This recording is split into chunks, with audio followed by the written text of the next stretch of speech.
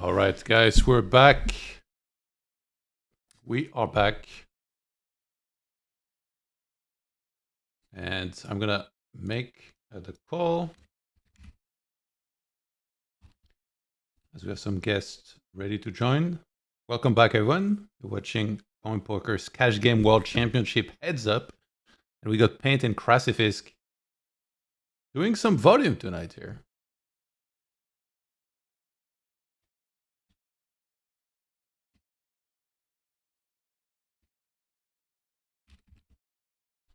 Let's see about that call.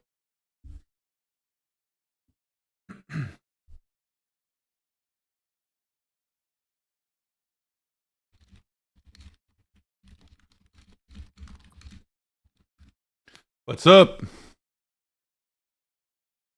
Dead. Dead and buried. Difficult session or what? We could say that. You know, it happens to the best of us. And you're the best of us, so you should know that. I'd hope so. Not everybody thinks that. Certainly not Owen. Where the fuck is he? Let them think what they want. I might join. Let's see. So they're starting this session a little. They had like what 850 hands out of 2K, and KraciFisk up 27 points. So they kind of got some work to do actually for the last. I mean, it's almost the end of Friday for us, right? Like, yeah, they got a little over 48 hours to play the rest of the volume. So maybe a big session here. Who knows? Yeah, I mean, Paint doesn't play that fast either, so. And I'm guessing he probably wouldn't want a 3 table. Probably not. It only takes the true SFD gens to do that. Did you watch the Jungle Llama session from earlier? No. Oh, you need to see that, man. It was funny. They only played an hour, actually. Yeah, what's up with that? I feel like he didn't say it, but I think maybe Llama was... I'm guessing he wakes up very early, so maybe the time... No, actually, wait. Because he was kind of early for him. I don't know, maybe I think Llama wanted to play like 2 hours from a certain time, but then Jungle, he wanted to play later, so because of that, Llama kind of just kept the maximum time that he was going to play, and then, yeah, they ended up just doing 1 hour.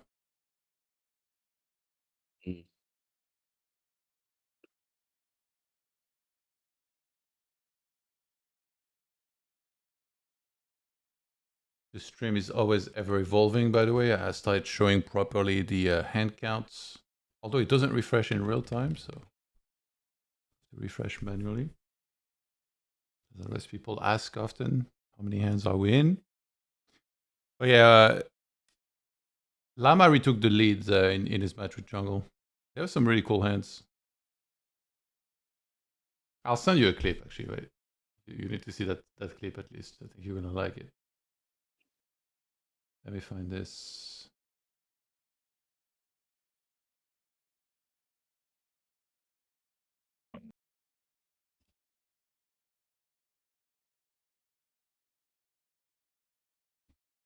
All right, check this. Ooh, we got an all-in. And a fold. Pretty quick folds, actually. They've already played like, okay, 17 hands, 18 hands, 26 points for KraciFisk.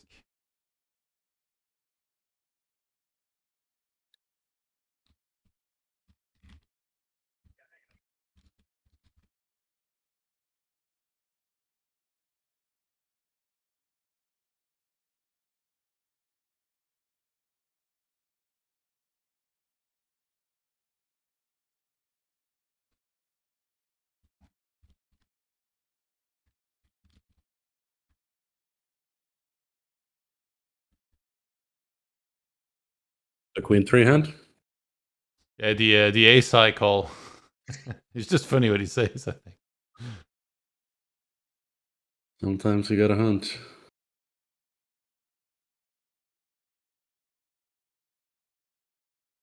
Ooh,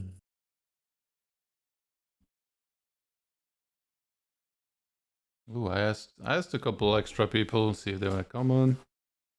Gonzo says he's playing.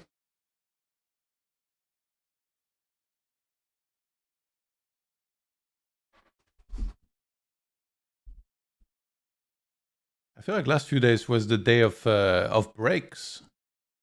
Kraci and Paint, they took a day break. Yodogoki and Veni as well. I guess players are kind of pacing themselves.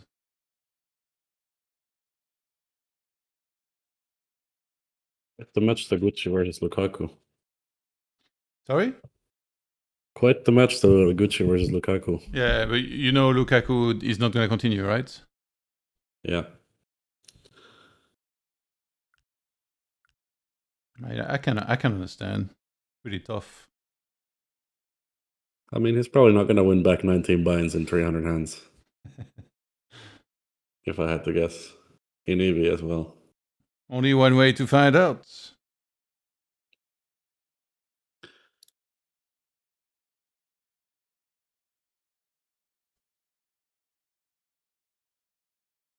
Who's your celebrity crush, Clicker?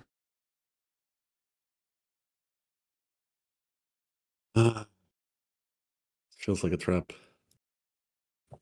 No. Honest question. Doesn't everybody have the same answer? Well, I mean, it depends. Some people might have like slightly different. Yeah, you got plenty to pick from. Like on one day, I might say Sydney Sweeney. On another day, Ana de Armas. Let's get the chat going on here. 20 people watching. Louis says Kraci Slang Lama, I reckon. Who is Paint on other sites? I think that's his nickname mainly. And here we go again. Not many hands in. They're already stacks keep flying in.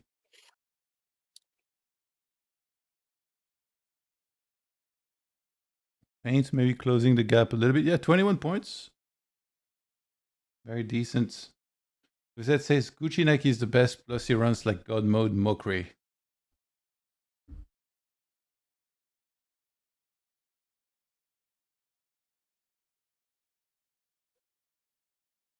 Yeah, Kai Han should have played. He probably would have won.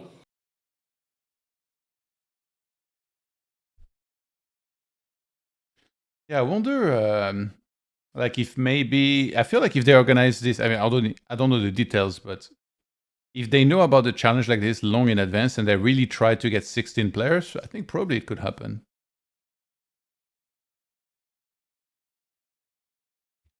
I mean, they were very close to getting 16. Yeah. VK up north. Said, can you give scoreboard update, please? Sure.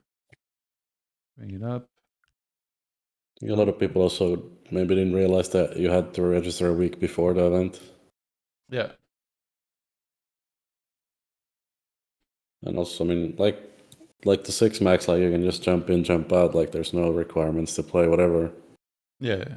If you end up getting buried, you can just quit. But heads up, you gotta play.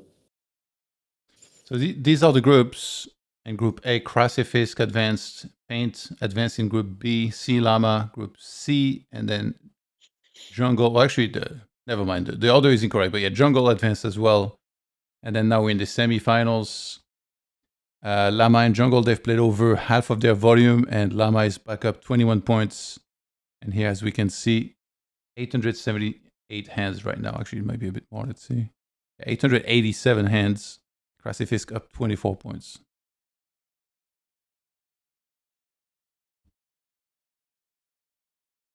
Kahan too busy playing MTTs. It does seem like he plays a bit of everything.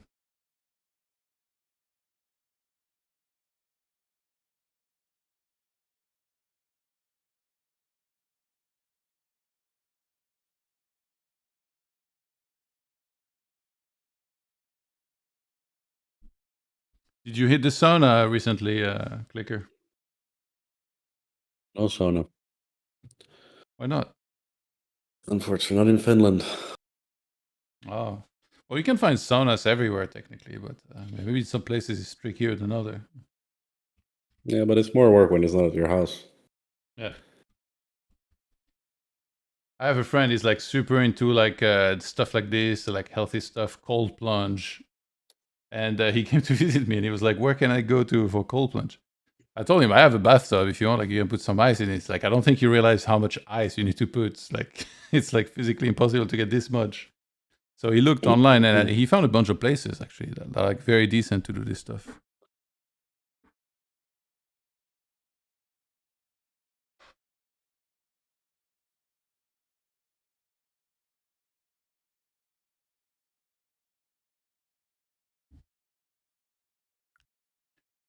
Do you know what's the main benefits of the sauna? Detox, I think, mostly. But detox, like you basically get like the stuff out of your Rid of- body, like out of your skin, right? Like Yeah, like microplastics, is that what you mean? yeah, heavy metals, whatever, anything. Like reduces inflammation. Just there's like no downsides to go in the sauna. Yeah. It's just all good.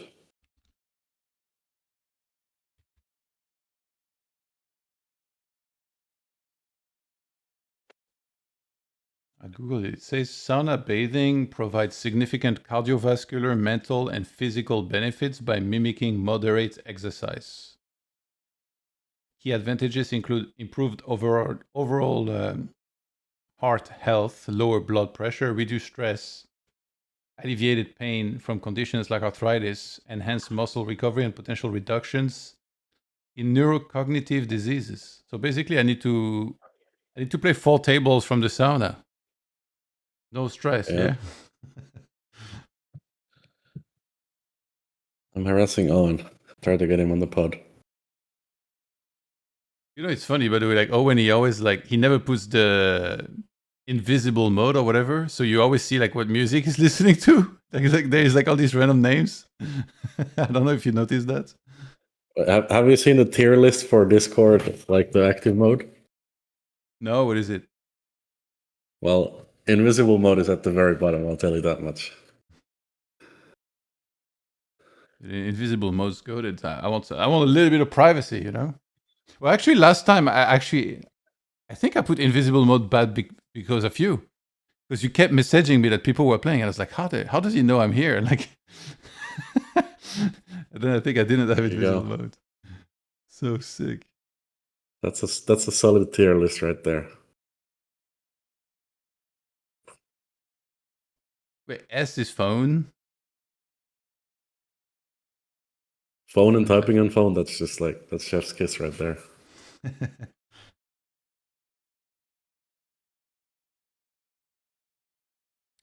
Learning You're at poker. the very bottom. Sorry? You're at the very bottom of the tier list. Always appearing offline. Okay, I want my privacy, man. Learning poker said, question for guest: what is Clicker's hourly if you had to coach someone for heads up? Nah, I'm not really going into that.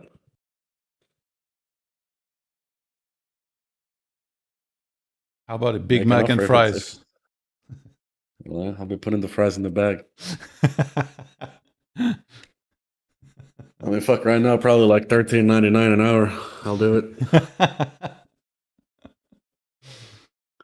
Yeah.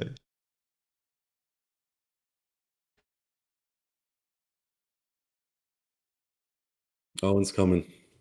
Do you know McDonald's employee, they get free food, or like do they get what, some discount, or like what's the limit? I'd be very I think curious. they just get discount. What the? That's like so BS. No way. I mean, yeah, it's a scam, obviously. That's why you gotta work at family restaurants so you get the free food. Pro tips right here from a future restaurant worker. I think like in places like bakeries and stuff, like at the end of the day, some of the stuff that's like not gonna be good anymore and they might have to throw away, they can take home. But McDonald's, like, they only make food for like the moment, right? Like how many leftovers could there really be? Yeah, but corporations, like, you're not allowed to take that because it's like a liability for them, I think. Although it does say McDonald's employees often get free or heavily discounted food, but it is not universal. Most commonly, employees receive one free or 50% off meal during their shift. Mm. Dude, I would be pretty rustled if I work there and I can't even get like a Big Mac or something for free. What the hell, man?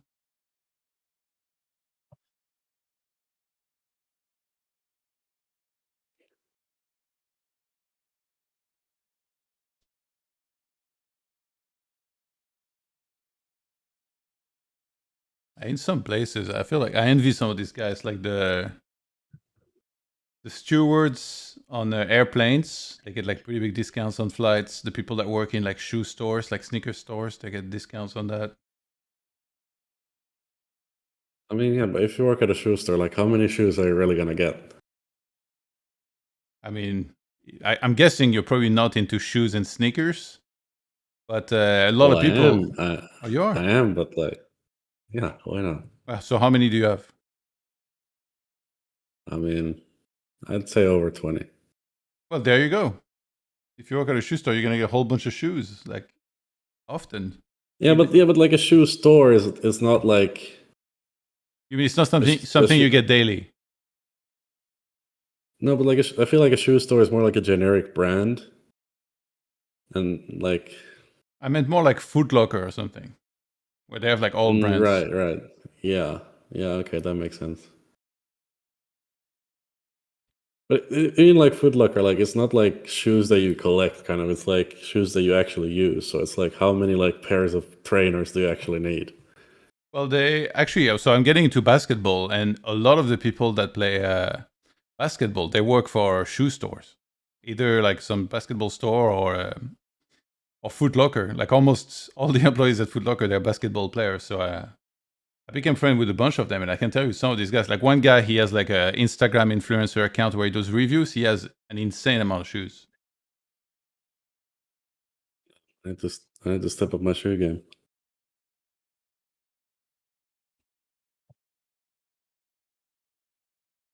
What's Clicker playing right now? Well, he's not playing, he's on the stream, but what were you playing earlier, Clicker? Can't say that, but I can say that now I'm looking for applications to McDonald's. Wait, so if you worked at McDonald's, which station would you be? Are we talking fries, nuggets, burgers, cashier? I mean, hello, boys. Hello, Mr. Podcaster. You having a podcast without me? Well, that's why I invited you, buddy. Now we're podcasting together. Oh, yeah. That's our future. Out in the group stage.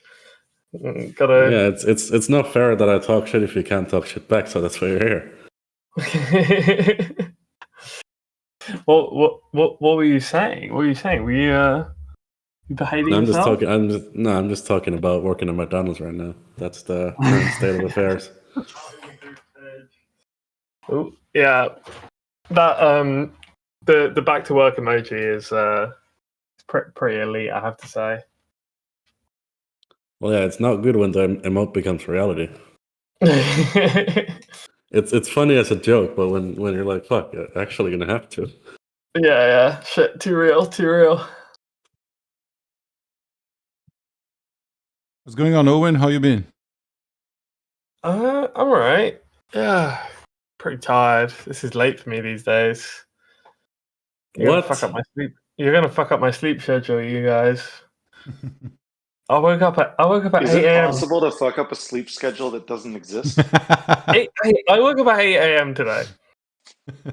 That's impressive. That's actually earlier than I woke up because I had a late soccer game last night. Normally I would be up at 8, but I had slept. Oh my god, they're all in. Oh my god.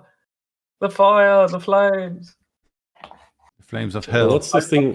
When I was playing, when I was still playing this thing, both you and Paint woke up at like fucking 10 p.m.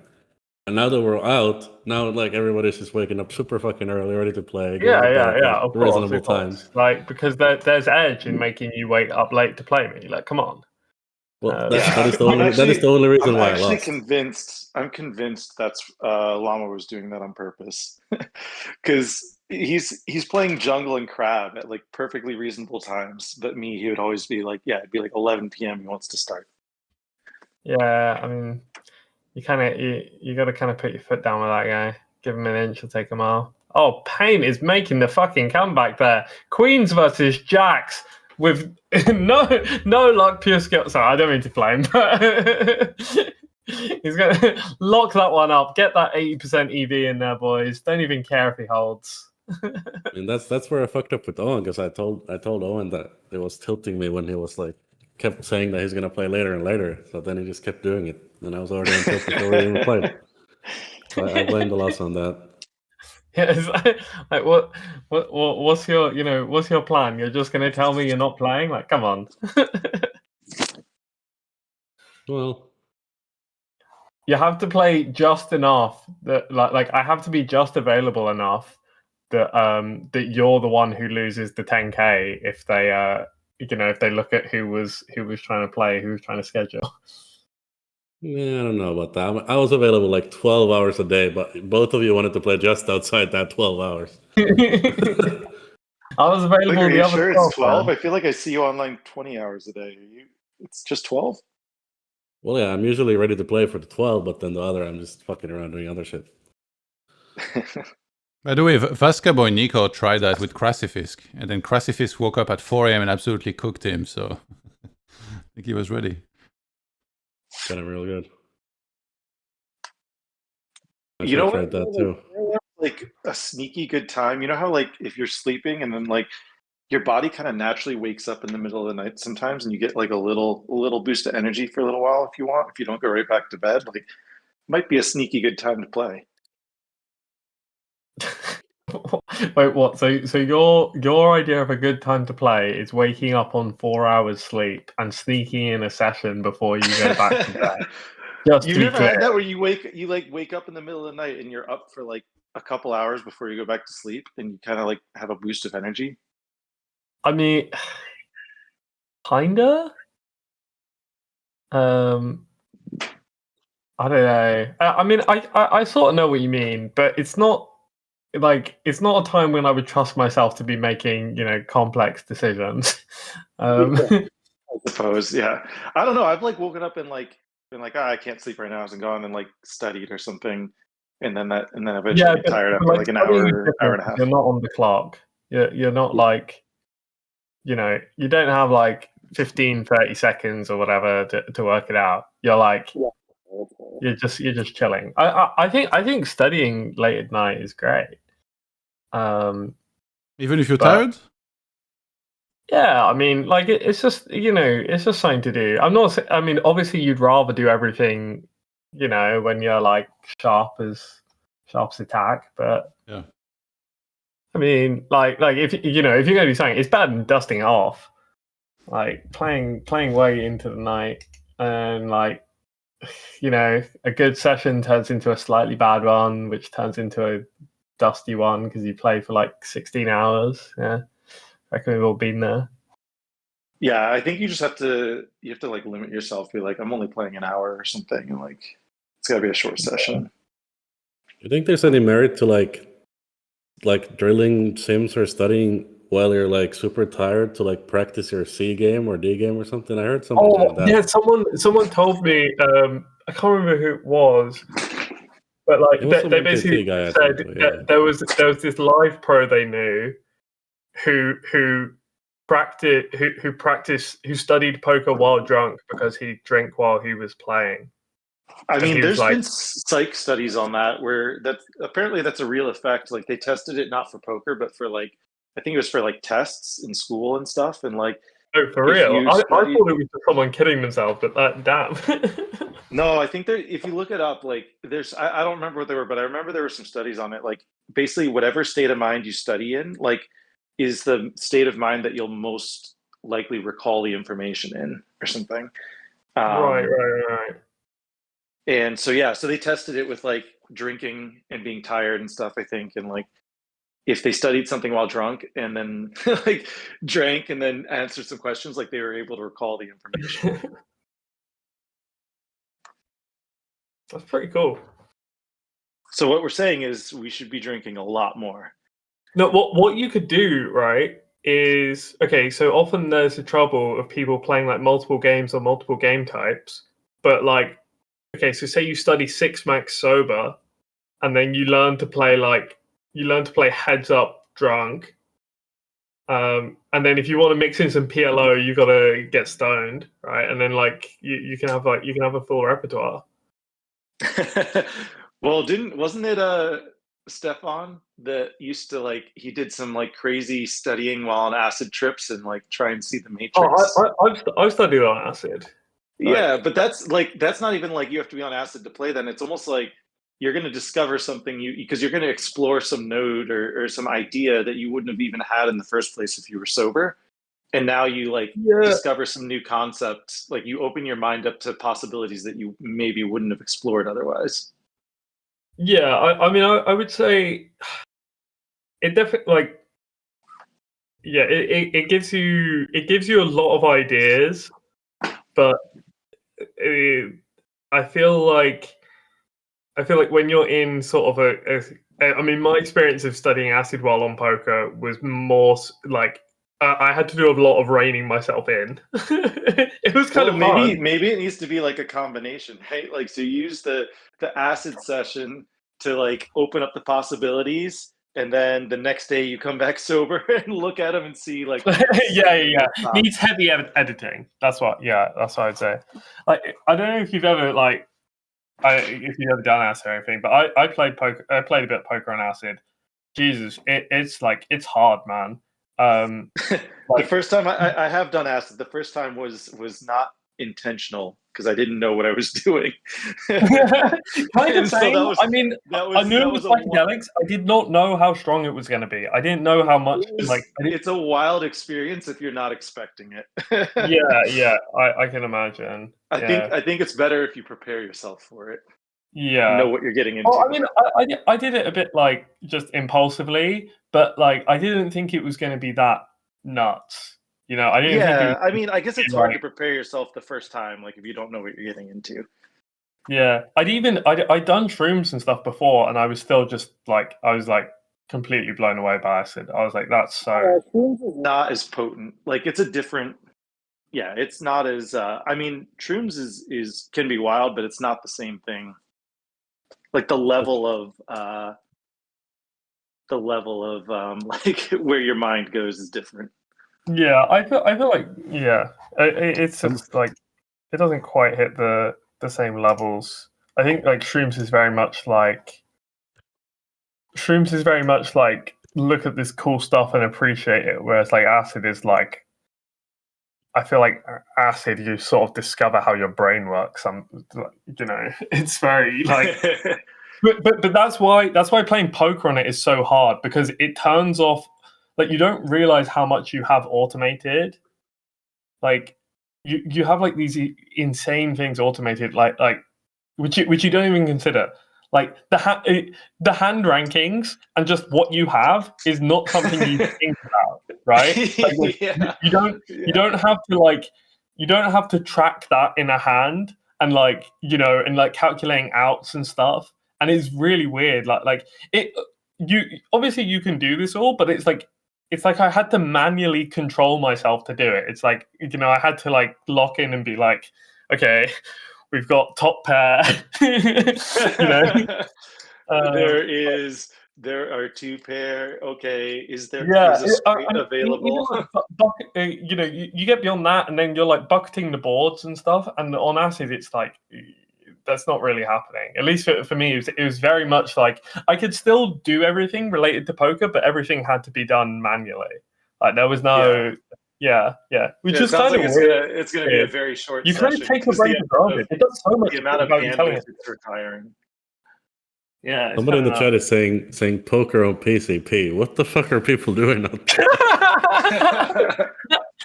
I feel like that might have been Steffi in the Mid Stakes World Championships. I remember. I think it was Limitless and Fedor who played like a heads-up match after drinking 2 bottles of wine or something. They were drinking on stream. I think they were. Yeah. I mean, cameras on and were drinking. Stream. Yeah, they both had to drink either one or two bottles, and then they played for a couple hours. That seems like a good time. But I remember them like having cameras on and still drinking or something while they were playing. Yeah, I mean, it was funny as well because like I remember Doug was following along with the stream doing commentary, and he's just flaming them for how they play, and I'm just like, dude, they're drunk. Like he's playing them not right. Like I'm just saying, I've made way worse play. Like some of the stuff he was flaming them for, I was like, that's very unreasonable to flame a drunk guy for. You know? Like you got to cut them some slack. Like, Maybe that's the new thing. Drunk poker championships. oh, dude, it would be so funny. Like, Man, I would have to get back into shape. Yeah, we were talking about this on the stream, no? Like the drunk poker world championships, who would win? Because I used to like when I played live, I would drink while I played live, and so I mean I got pretty like I could have a decent amount to drink and feel like it didn't really impact my decisions that much. And then until there's obviously a threshold. And the problem is sometimes you don't realize the threshold's creeping up and then it's too late and then you realize you've crossed it and you're like, oh shit. Yeah, next thing you know, you're like you've got stacked in a very unnecessary way. Yeah, and that's when you realize, oh man, I think I hit the limit. Yeah. It's always an interesting moment there. I feel like it's kind of like Kaki was saying on the other stream, like how they had like the handicaps for like the stationary bikes and stuff like that. There would probably be some weight handicap for the. Oh yeah. do I get a handicap for having Irish blood? Like if you have German or Irish blood, like surely you need a higher handicap. Like you need to drink more. I think Finnish probably qualifies too. That would too. be reasonable too. I remember the chaos of when, like, you know, when like everyone's like first drinking. I was going to say 18, but I'm in the UK. That's a lie. It was before then. But like, you know, when you're first drinking, and I just remember just being surrounded by everyone, and like not like, you know, not saying I was a heavyweight out of the gate, but just by comparison, because everyone else is just like sloshed off of 2 beers, and you know, me and my like me at the time would manage to get through at least 5 before we got to that point. But I was just so grateful for it, because I was like, everyone's in such a fucking state, embarrassing the shit out of themselves, and like I knew it would be me if I wasn't just like lucky got the right genetics to hack it. Yeah, I mean the key is you just have to be the last one to get blacked out, because then nobody Yeah. if everyone's already in a crazy state by the time you join them, like no one's even gonna notice or care. But it's if you're the first guy. Also, the people who get like blackout drunk at like a very low key thing, that's also a thing, you know. Guys, I like how the stream is always like 0 poker and just 100% podcasting, talking about random shit while the hands. Yeah, literally, mate, it's great. Like I'm kind of paying attention to the scores. I mean, like Kraci is. Well, didn't Paint just bring it back? They're like dead even now or something. Yeah. After the Queens versus Jacks hand, it's been pretty even. But yeah, I mean, the streams are just more fun to like chat. It's like chat shit until there's a really cool hand, and then nerd out on poker, then chat shit. Yeah, well, I think part of that is also just like it's all whole cards down. So like if it's am I hearing an echo? Maybe a little. I feel like we're making Jan's job too easy, just doing all the commentary ourselves. Yeah, I mean, I still hold out hope that we can get a show table for the final. I feel like Coin should just tell them to fucking like firm it at that point. But yeah, I'm a bit surprised. It'll be so much more fun if there's a show table for the final. If Kraci's in there, I'm going to be in his DMs telling him to do it. Don't you think that Coin maybe could try to ask for a little more? Like there is some players, they play like multiple championships and like never hop on the stream once. Like I thought, like, you know, with the effort that CoinPoker puts into this, at least coming on like one time and for 15 minutes and like hanging out, I kind of feel like it would be like, you know, almost like the minimum. I was pretty surprised, like when some players didn't want to come on at all, like ever. Like the last championship, Biluzin won, and we didn't see him on the stream once. So I feel like maybe Coin should try and push a little more to say like, yeah, you guys have to make an appearance on stream. I think it'd be really cool, and like it's not like an incredible ask when they put like tens of thousands of dollars towards the prize. Yeah, show tables for life, man. I hope that's what we're talking about. I went to go get something and then came back and what seemed like. I was talking about getting some players that don't necessarily come on the stream to at least come on once. But yeah, show table also that can be another thing. Although I do think it's. Who could you possibly mean, Johan? Like, come on, just outline. Well, there's more than one. No, there's more than one. Like, just at him. Come on. Like yesterday, I was watching I was watching the documentary of Biluzin. The show tables. Like the lack of show tables, I think, is part of the reason why it's like all this side conversation. Couleur. Oh, not couleur. He had a bluff. What the hell? That's how poker is played, Owen. Not every hand is supposed to be a cooler. Nah. These two getting it in. Take some notes. Take some notes, Owen. Sometimes. No. Come on. Poker's a two-step process. 1, show up on stream, talk about how much you like to spew off. 2, go all in with the nuts. There's no other steps. What if you don't make the nuts? What if you don't make the nuts? Wait, what happened? Where did they go? Yeah, what are you supposed to do? No, come on, guys. No, what's that about? If you don't make the nuts, I mean, I don't know. They reset stacks.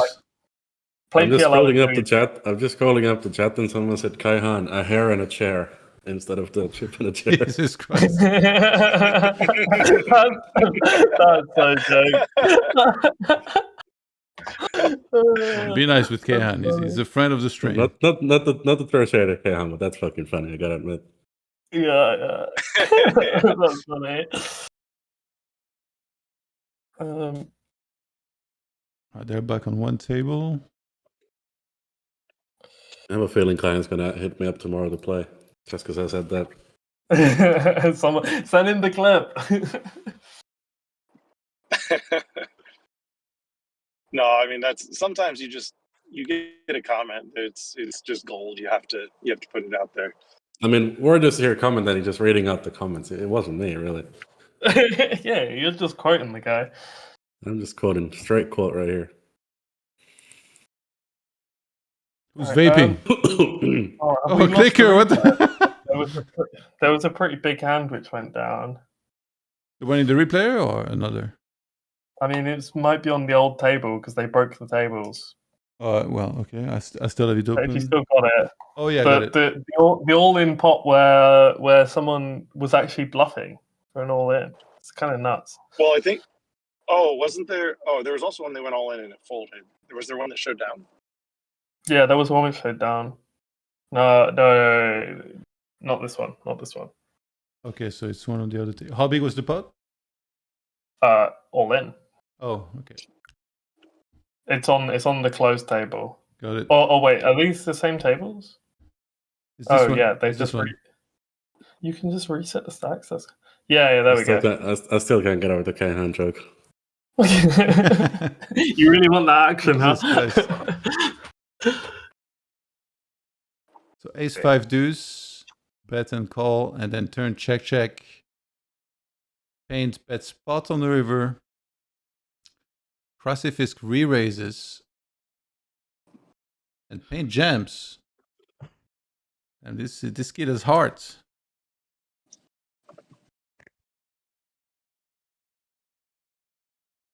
Better luck next time. Interesting. I respect the effort. I respect the attempt. Yeah. Is that something that usually would be more reserved with like the king or ace of diamonds, or like queen, jack of diamonds also is going to be in there too? I mean, he's not in heads up.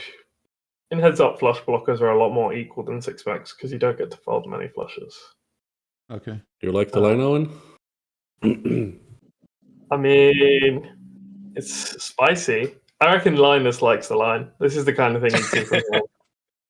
This is a classic Linus river free bet.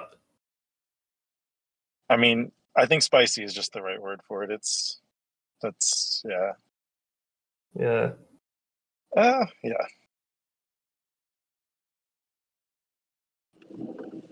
Not to say they're bad, for what it's worth.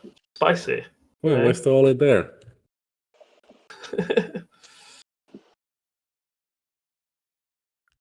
Checked out the Jack 9, huh?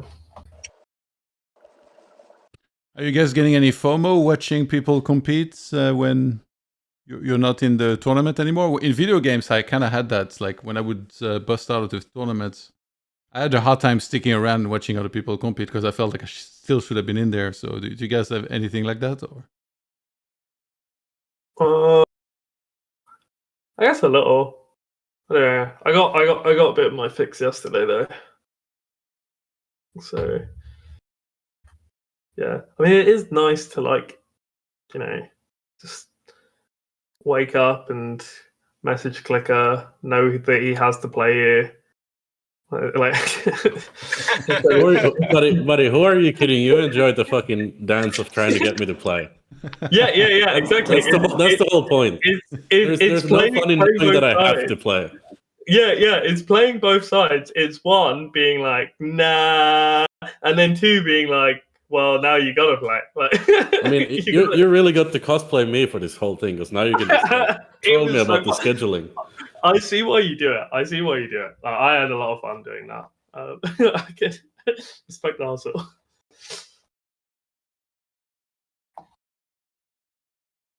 Turning fucking scheduling into mental warfare. You hate to see it. It's all it's all part of the game. Next time I'm gonna post my fucking working hours in the chat.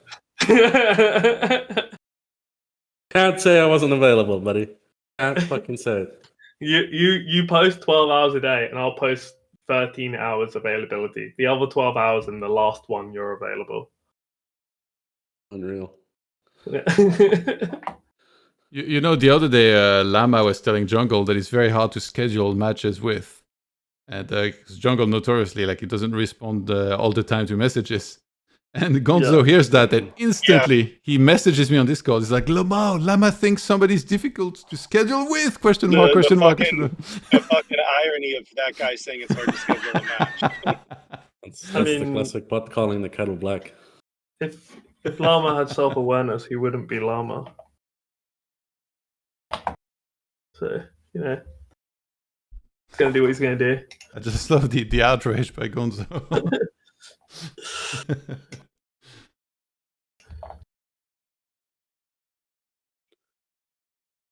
Where is imagine my face when Paint's telling me every day that he can only play from like 10 p.m. and then the minute I bust the fucking tournament, he's there in the mix of 5 p.m. playing Llama.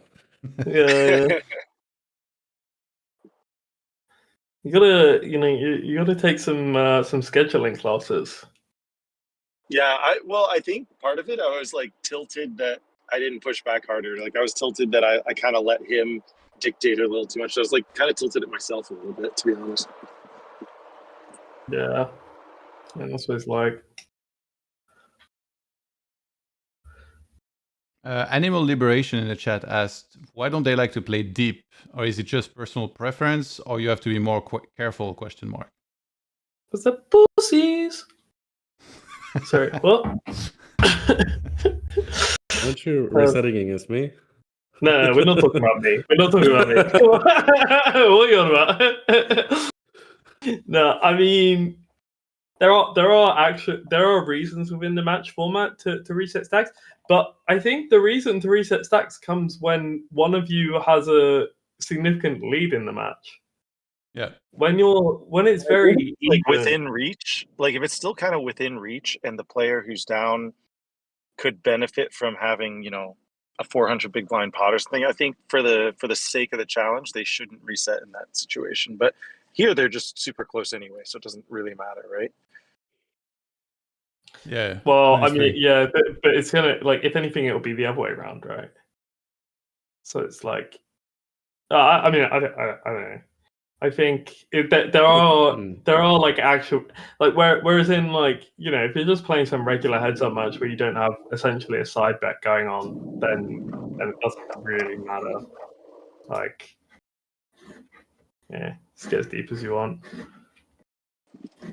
Playing deep's kind of fun, but it's also a massive fucking minefield. And then it's all it's all fun and games till you bluff off, like twice as many big blinds as normal, and then that's that's not great.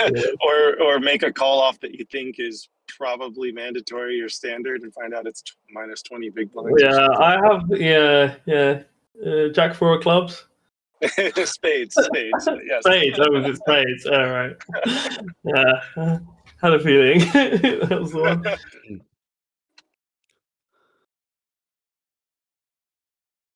All right, here we go. Oh, wrong table. This one. Oh my god, the flames! Get the back to work emote out there. I wish I could. Call for content. Call for content.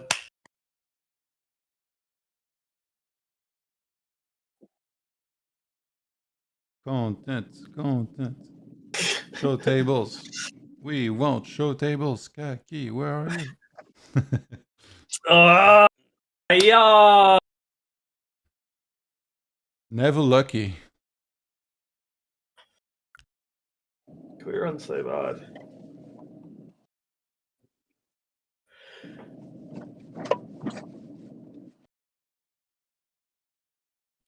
Clicker, what are we vaping? Talk to us, man. What? I think I heard you vaping earlier. Don't pretend, man. No, you're just hearing things. I would never. All right, let's see how it is. Wait, was it? Did he c-bet and check call, check fold, or did he check call, check call, check fold?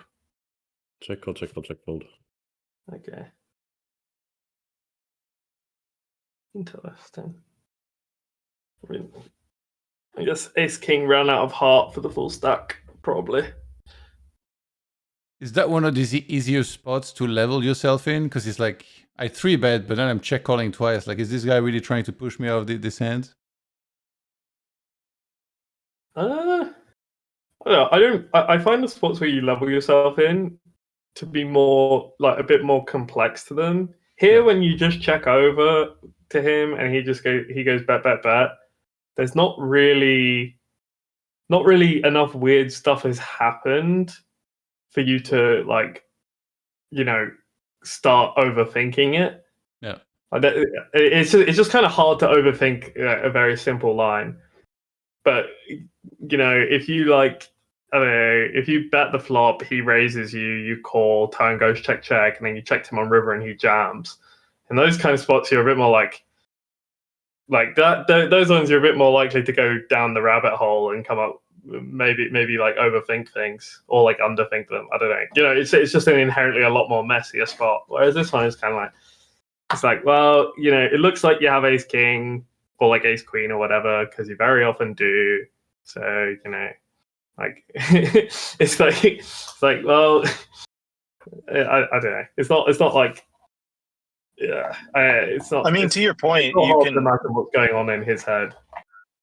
Yeah, I mean, you can try and think though, like, okay, is he more likely to try and does he think I'm going to fold this spot too much, or like you could try and think of like how he perceives you play the spot, but it's to Owen's point. There's not a whole lot beyond that. It's just sort of like, okay, do I have an opinion on how he perceives a response? It's not to say you can't exploit, but I feel like leveling and exploiting are different things. Yeah. What's the score in the match? Okay, up by Kraci, back to being up by almost 3 binds. Well, Owen, do you remember calling down king high against me in the challenge? Oh yeah. Fucked you up. What the fuck was that? Dude, like, when you have that shit at hand and you're still so sure, like, Jesus. I mean, even get range called over 2 streets. Oh, that's got to sting, man. I remember you recapped that hand. That was yeah. I was like, the world needs to see it. This wasn't on stream. Yeah, that one was pretty ridiculous. I knew that was going on the podcast the minute it happened. Obviously. Yeah. It's like that's the reason that you do it. You make the call, and it's great on coin. If you call and you're wrong, it mucks. So then no one has to see what. Yeah, they don't know how out of line you were. Yeah. You could just And- make infinite out of line calls, and then until you get one right, and like Yeah, exactly. Whereas on other sites, I have to live with the shame. Well, Like, well, Is that the we beauty put we're up on the talking stream, about? What the fuck? Jesus. Talk about it, dude. not like so, me. so what you have to do if you're playing against Owen and you want him to call, just leave like one big blind behind, because if you go all in, he has to show. So just like bet all but one big blind, and now he has freedom to call. It's genius. also It called also me down gives with- me another button to do something dumb. There was for the fire and flames. Oh my god, Kraci. Paint also called me down with Jack High, and the chips did not go my way. Really? Where do I even All bother in and bluffing? call. Oh boy, Krasi won another one. That's why you shouldn't like that's why bluffing is bad, man. It's quite dangerous. Like look at how Kraci plays. Look at this nice responsible play where look Paint getting mixed up with the king 3 off. Never do this. Only play the nuts. And and Kraci showing exactly how it's done. Just flop top 2 and stack him. Like this is poker right here. All this messing around running bluffs is it's a mugs game.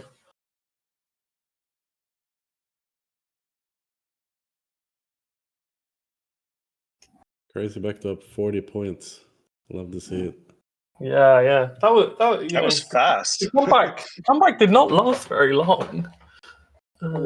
Stacks in the matter of like 15 minutes. No. Yeah.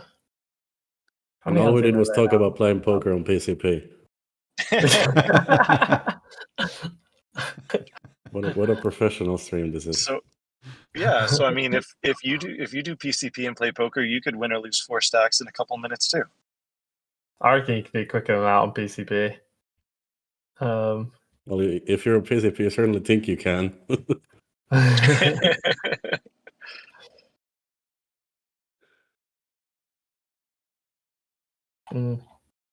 It's like, am I actually good at drunk poker, or does drunk me just, or is drunk me just very good at deluding himself?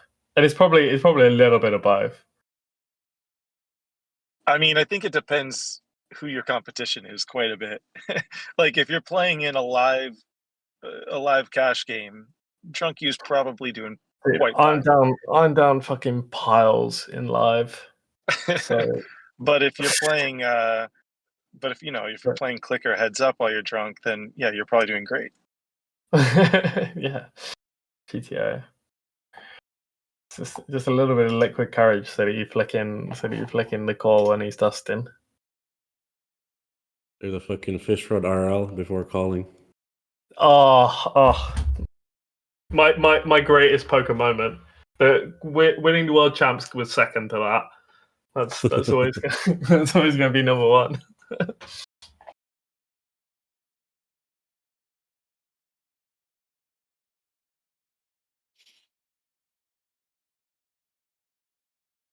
The PCP bankroll challenge. Nobody's done that one yet. Part of your bankroll has to fund the PCP. So like you can't write that off as expenses. So you have to beat variance, rake, and PCP. That's starting to be a lot. What even is PCP? I genuinely don't know. I know it as a meme, but not as like a. In most areas, I'm not this innocent, but I guess it's an American thing. I want to say it like TV shows. It like makes people like crazy or something. Yeah. It's just like it's just referenced as like the one which makes them even more nuts than meth. Like.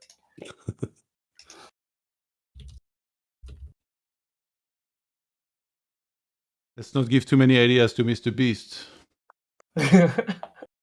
What? That would be amazing content. I don't know what you're talking about, Johan. That would be fantastic. Locked in a room for a month with CoinPoker and PCP. Oh my god! Oh, it's like They should do a challenge where it's like they play poker, except from on one hand it's a poker pro doing PCP for the first time, and on the other hand it's a PCP addict playing poker for the first time, and you see who wins. All right, who's got Mr. Beast's number? We got to make this. We're giving this shit away for free? God damn.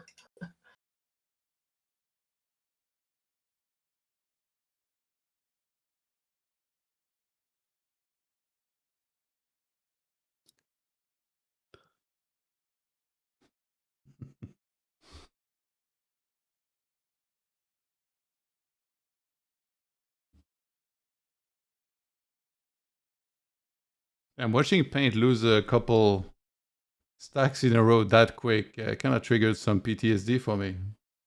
I was seeing bullets fly around my head, and like some of my recent sessions kind of look like this too. I hear the sounds of war over there. Yeah, it's like in heads up, things swing very quickly. Well, trust me, with my skill level in ring, you can lose a lot of stacks too. I had a session like that last night, and the worst part is like I lost 6 stacks like pretty quickly, and then I don't know, like shortly after he finished and just left, and I was like, oh, that never feels good. It's like 6 stacks down the tank and just it's over.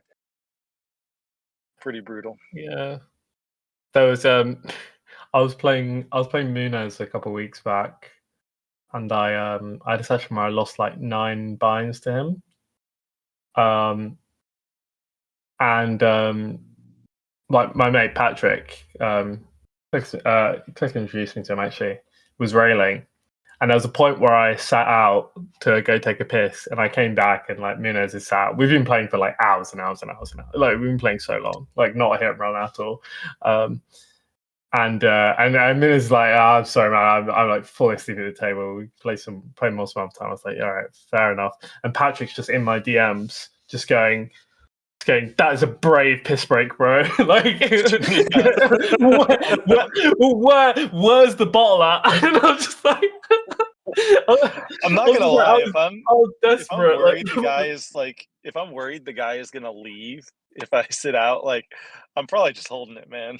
Like no. I genuinely was, especially like I was like, I can't get unstuck if he leaves. I just can't piss. And then I was like, I gotta go.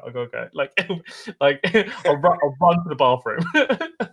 I've got my bathroom is literally right outside my office. I mean, it's like 5 steps away from my desk. So there are times I may like make sure I have enough time bank. I'll just run and piss and then come back if I think I'm gonna leave. Oh yeah, that was probably optimal. I mean, I was also quite tilted after losing like 9 binds and probably not playing very well. So yeah. Yeah.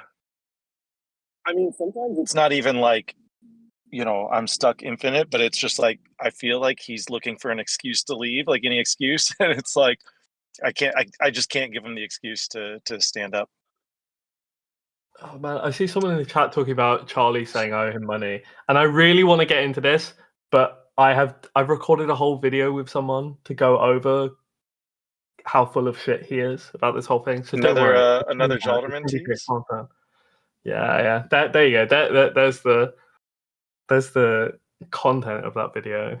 Yes, but Jesus fucking Christ, that guy, man. But yeah, I mean, was the money that you owe the dues for the cult? Like you didn't finish paying your dues and your initiation fee.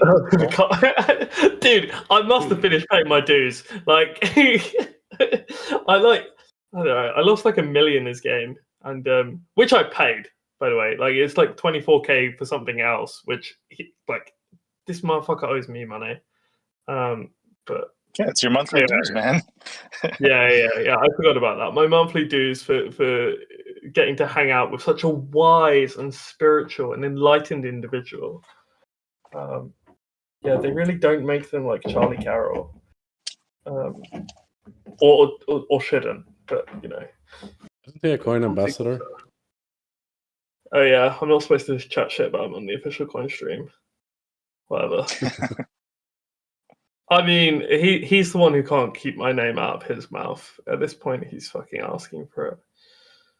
Wow, sound like Will Smith over there. Need to pull a Will Smith on him.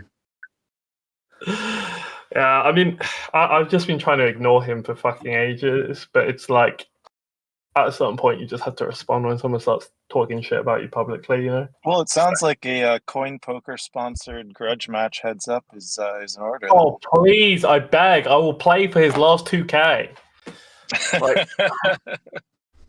I'll play him for the keys to his storage unit, which he can't even afford the dues for to get it unlocked. He hasn't paid it. He owes like 3K of fees on this storage unit, and he can't afford it. He can't get to the 9K top hat which he has inside. And yes, that is. They heard me right. He spent $9,000 on the top hat. Wait, what the hell? In the chat, Luis says, I'm a caster for a Spanish poker circuit and I made a personalized t-shirt of mockery with a hair and a chair nickname. Very nice. That's messed up, dude. Oh, God. Wait. Where are the t-shirts? Can we buy them? It seems like this needs to be added to the stream. Like you guys need to have a link to buy Turn these. it into official coin merch.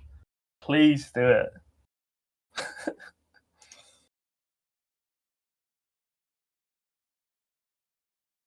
Well, paint with the hero and win. I think a lot of the poker merch actually is like pretty weak.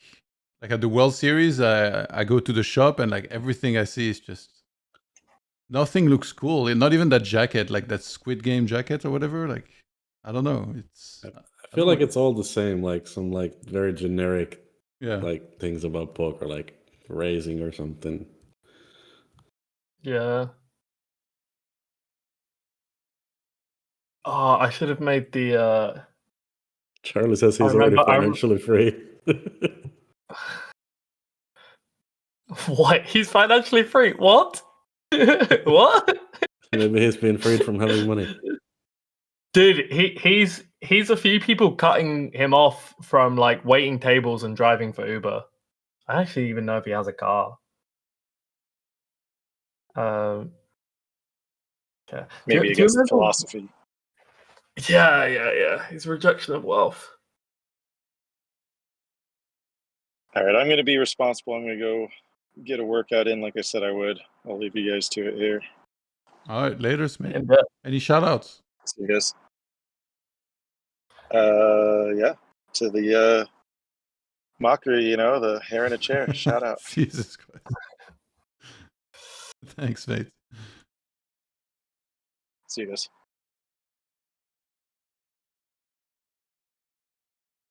Our crime says the Triton merch is alright, but to afford a bind to get one is an entirely different story. Can't you order? I mean, I went to Triton Montenegro last year, and I bricked everything. And I have what I occasionally refer to as my 500,000 water bottle.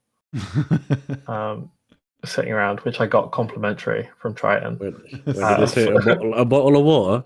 Bottle of water? That's way too much to spend on a bottle of water. It looks cool, some of the Triton gear, but it's like, if you've never played one, should you be, like, do you deserve to be rocking one of them? Like, it's like getting, I don't have a car, but imagine I got like a BMW jacket. It's like, what's going on here?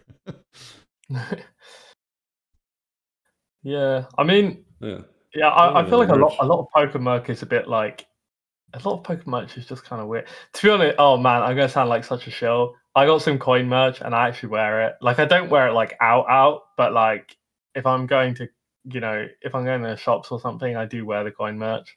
Is it the hoodie, right? You're my friend, whale. To be fair, I'm very excited for this coin hoodie that's allegedly coming. Yeah, the custom for it, and that is the whole fucking reason. And if I had known that there was a different color hoodie if you played both events, I would have. I only found that afterwards. Double down. Get the 200K hoodie. As long as it's a different color than everybody else's.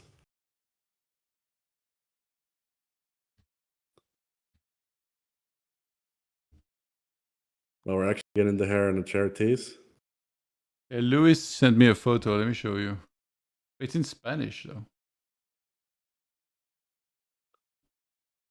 That's fine. The second best language in the world. How do I zoom in on this? Shit, 1 sec.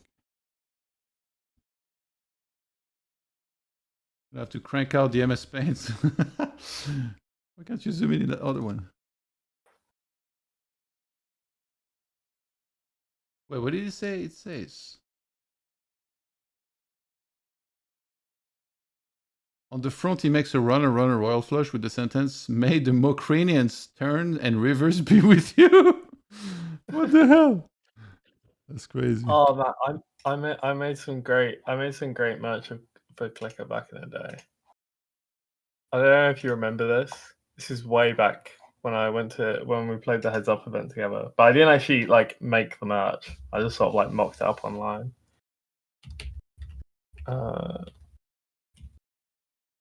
Maybe that's an opening. Start a poker themed clothing line, but they're actually cool. Yeah, I mean that's the problem. It is hard to do cool stuff around poker. You can do kind of like you can do funny stuff. I don't know if you heard earlier, but Jungle was talking about investments and talking about how most investments that he made like didn't go well. So yeah, that makes me think of that. Like we were talking about how hard it is to pick something that like can have success. Like most things won't, and he seemed to say that he lost quite a bit of money doing that.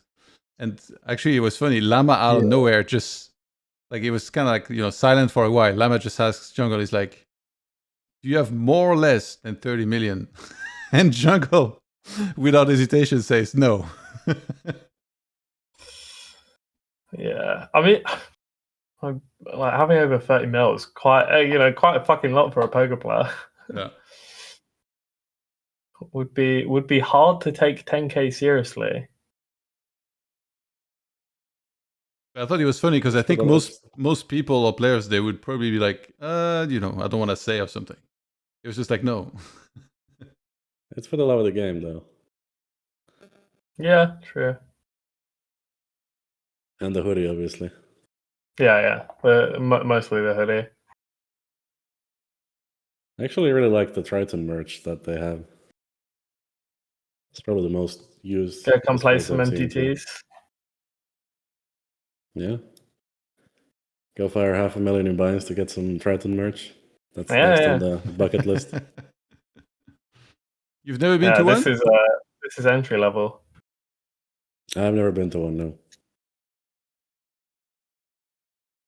Well, I heard that they give some deals on hotels, right? I heard I think it was a French player. He vlogged going there and he kind of explained, and he said if you fire a certain amount in buy-ins, they give you like the hotel free, even though the hotel is supposed to be like really expensive. I mean, that certain amount is 400K of buy-ins. So yeah. That's not very much for a Triton, though. Like, I'd say most people that go to play a Triton like reach that amount, I think. Yeah, I think it's just you have to like if you don't play the invitational, it is actually a bit annoying to get to. If you play the invitational, it's kind of like it takes care of itself. But it obviously you can only play that if you're invited, right? Yeah. Isn't the main also like 100K or something? A couple bullets in that.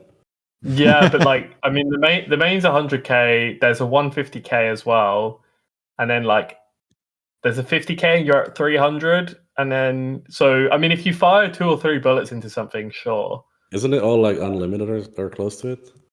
Yeah. I mean, it is, but yeah. Did you guys really, see you can just play the 20. You can just play the 25K and the 50K, and that's it. Just fire. Yeah. Go firing. Yeah. Did you guys see the thing with David Peters? Oh yeah, that was kind of wild. How much money was it over? It wasn't over 50K. that much. Yeah. Considering, how big he plays. I mean, I just like how people always bring up like, oh, but he has 50 million in cash, as if that means anything. Yeah, that does mean shit. Means nothing. I think that's why, when people are like, they're talking about, oh, why do you play cash games? Look how much more money there is in MTTs. It's like, yeah, but these guys have 5% of their action, if that, So it's like, it's just a bit, yeah. I mean, having 5% of your action. Well, asking for a friend. does mean that does mean those stakes aren't quite what they seem. Yeah, I wish like a hand-on mob would actually list the binds that you had in the tournaments that you cashed at least. Like they don't have to list every tournament you entered. That would be impossible. But like now they put all the cashes and how much it is. So it's 50 million total. But how much of that was binds for those tournaments? That would give us some sort of idea already. I mean, it's like every time there's some news article about some MTT guy, it's like they always just like be like, oh, but he's up 20 million in poker.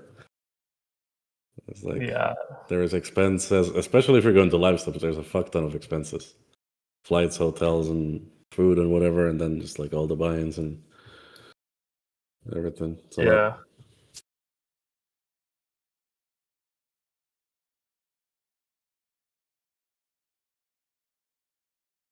Yeah, I feel like people kind of like mythologizing it though. They sort of like to pretend that it's more wild than it is, I guess. It's the same about everything, right? Like the old school high stakes poker that's so many other players were idolized by players, even current players. Like it's kind of the same thing. We like fantasize. I would guess those guys. I would guess those guys on high stakes poker had. I mean, maybe not all of their action all the time, but like a very large percent of it. Yeah. Compared to, I think the guys in like random MTTs, or like these guys in these high roll MTTs, I doubt have very big. Like, I mean, what percent of the field has more than half their own action? Can't be very, very low. I mean, I'm just saying out of the pros. Yeah. You think high stakes poker is the greatest poker show ever made? Yeah, for sure. I haven't really watched much of it. I mean, I'd only sort of caught the highlights at the end. Yeah, I know. Didn't really catch much of it. I mean, I've just seen all the Tony G highlights. that was my shit. The Amazing Jack said he Phantom Mob showed profit. It would hurt people's action. Market selling at 1.5. Yeah. And down money or small winners. Do you know that meme, the Spider-Man? Like, I don't see how that's my problem. Yeah, but I mean, I think weirdly enough, you don't really want to. You don't want to shame recreationals. Like, yeah, but they're not the ones selling action. No, but like, say everyone's Hendon mob has this. There are going to be toxic people out there who'll be like, oh, you've got a million caches of like 1.5 mil buy-ins. You're a whale or whatever. And it's like, I mean, the guy's, like the guy's welcome to go play the event. I don't know. I feel like it wouldn't be great to have all that information completely public. I feel like you should just let people do that in peace. Yeah, in my opinion, at least. It'd be nice if you could have a pros only one. Every time I think of high stakes poker, I just think of the hand where Brad Booth puts in 300,000 with 4 high against Ivy, and Ivy folds kings. Oh, I don't know that one. Isn't he one? Didn't he scam Doug? Am I remembering that right? Do I recognize that name? Yeah, I think so. Yeah, he's one of the... Allegedly. Yeah, allegedly. And yeah, the best part about that is that it was all cash. Just puts in 300k bricks with stone 4 high.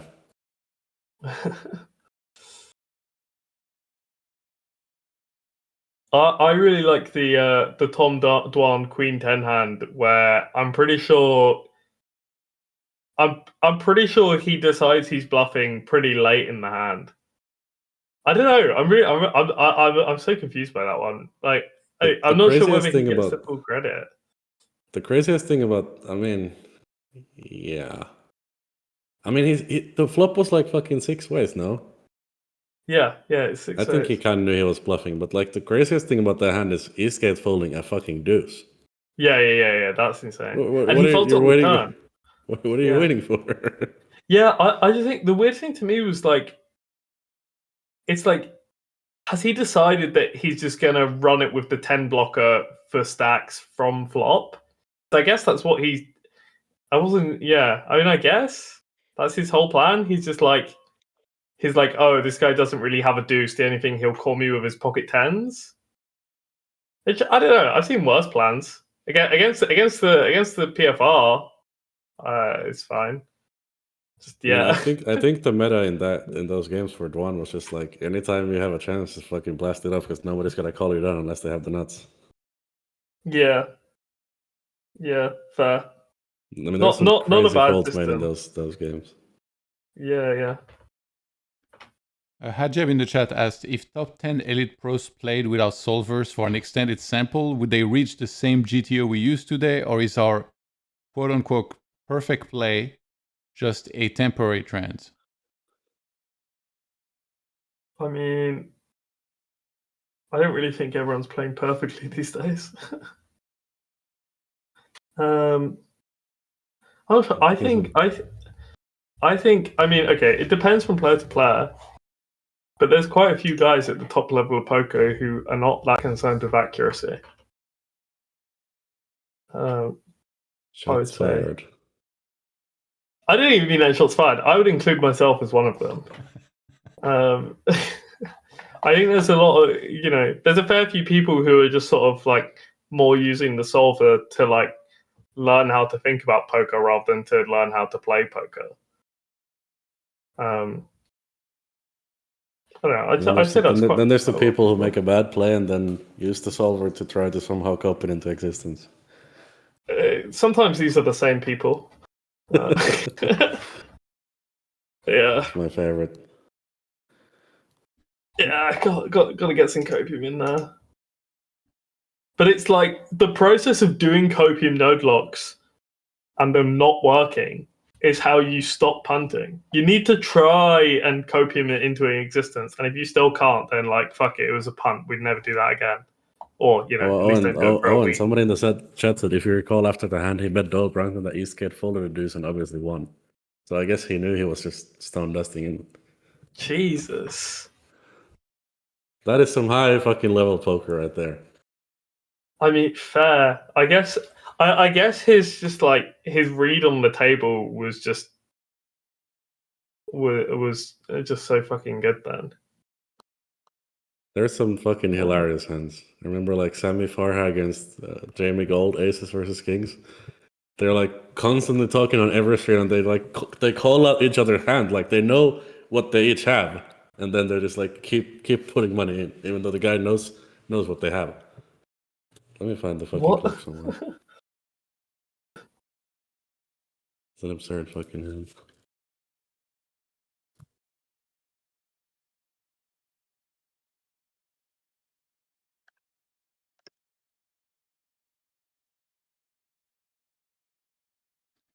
Yeah, I wonder why they didn't try to like properly bring back this stuff, because there's still new seasons, but it's I think it's on PokerGo, so it's behind a paywall essentially, which we've kind of found in poker it's very hard to do. Like everybody was complaining about World Series also being behind a paywall, which is gonna change for the next one. But yeah, I wonder if they could find like one of the networks. I don't know which channel it used to be on, like on cable TV, but if they brought it back, I think it could be still pretty hype. Yeah. We just need whole cards, man. Yeah. Like, if we had whole cards, this would be so much fun. I beg for the final.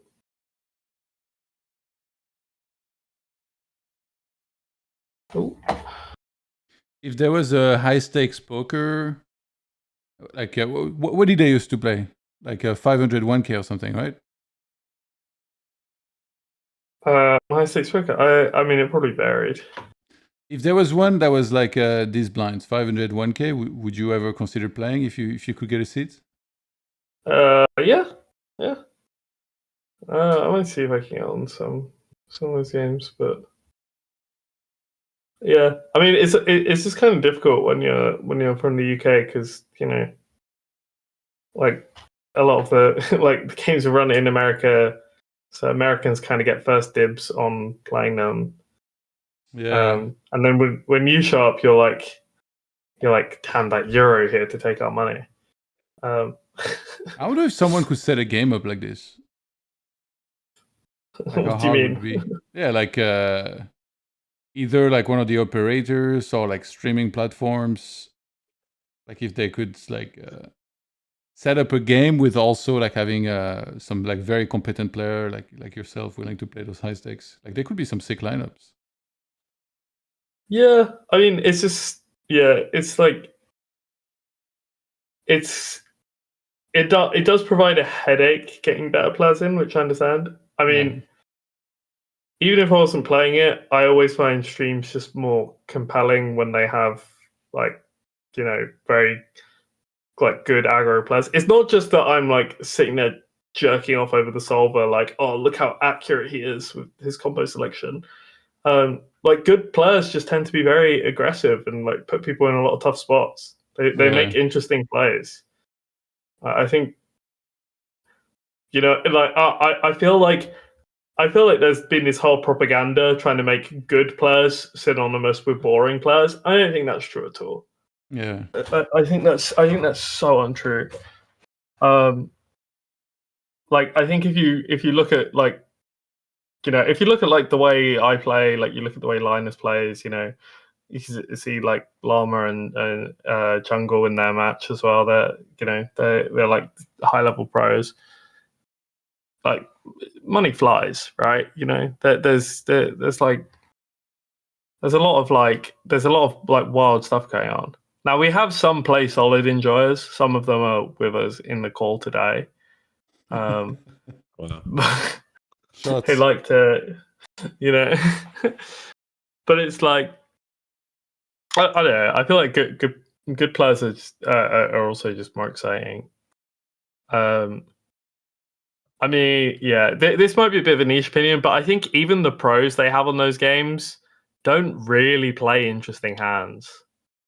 They just kind of cold 4-bet like King Jack off and then triple barrel it off and go, oh my god, how did he fold? This guy's such a psycho. Like that's like, like there's nothing which is that cool. It's just it's just kind of like it's like look at the balls on it, and it's like okay, yeah, fine, I get it, but it's like I think once you start thinking of that as an archetype of bluff, and then you realize that's just all of the big hands.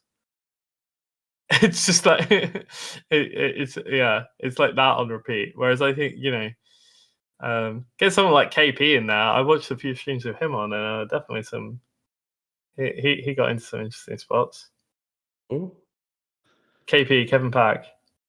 Oh, that's what we're talking about. Alex KP.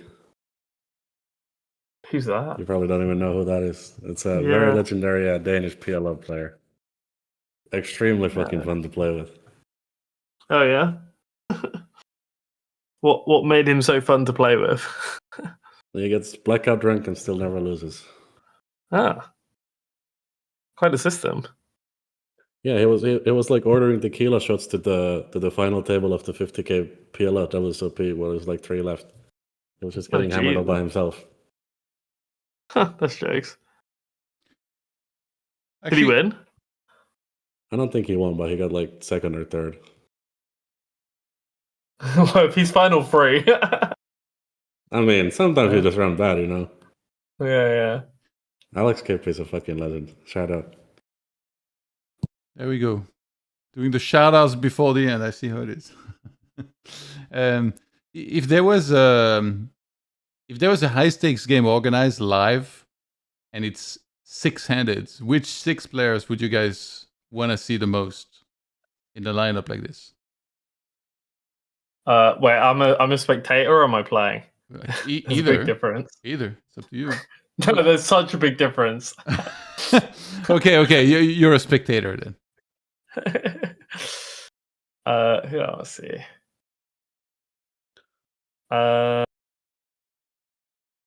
Who think you want like a nice mix of like the classic big name pros and then like some of the modern online guys. But then also it's like I guess if it's a stream, you want people with personalities. Really? Yeah, So I was gonna say I thought you would just say like all the top pros to see like how they would play against one another. no, but if you're putting together a stream, what's the initial you want... question? Yeah, like It's like, okay, what's your so dream say- lineup in a 6 max high stakes that you could watch? Yeah, so yeah, what will JRB be for sure. your favorite one to watch? For JRB. Yeah. Dude, I told you, yeah, I had a dream where I got roundhouse kicked by JRB. So weird. So weird. I just like What the fuck? I think it was like as I went to bed, I remember seeing he'd done some video with like Yo Viral and whoever. And I remember seeing like the thumbnail of that, and I think it just like imprinted on my brain. And then I had like some nightmare about something else. I don't think he was really part of the dream, but then like I got like roundhouse kicked, and then I looked up, I was just like, what the fuck? Who did I get kicked? And I was like dead certain it was JRB. I was like, what the hell? What did I do? And then I was so confused. I woke up and then I messaged Clicker. I was like, what the fuck? What's going on? Why is Jeremy in my dreams? yeah. It's so weird. Okay, so JRB and who else? Rob Flink, Uh, no doubt. The Amazing Jack say JRB, I see- Jungle, IV, Tony G, Prodigy, Clicker. Oh, Tony Yeah, G for sure. I mean, like Flink, I played with him a bit. Definitely, he definitely gets in the lineup on how he plays. But is he that chatty on stream? I've seen him only on like 1 or 2 streams, and if you watch it, you want a bit of content, right? But I feel like it's also the rest of the lineup that like creates the discussions, kind of.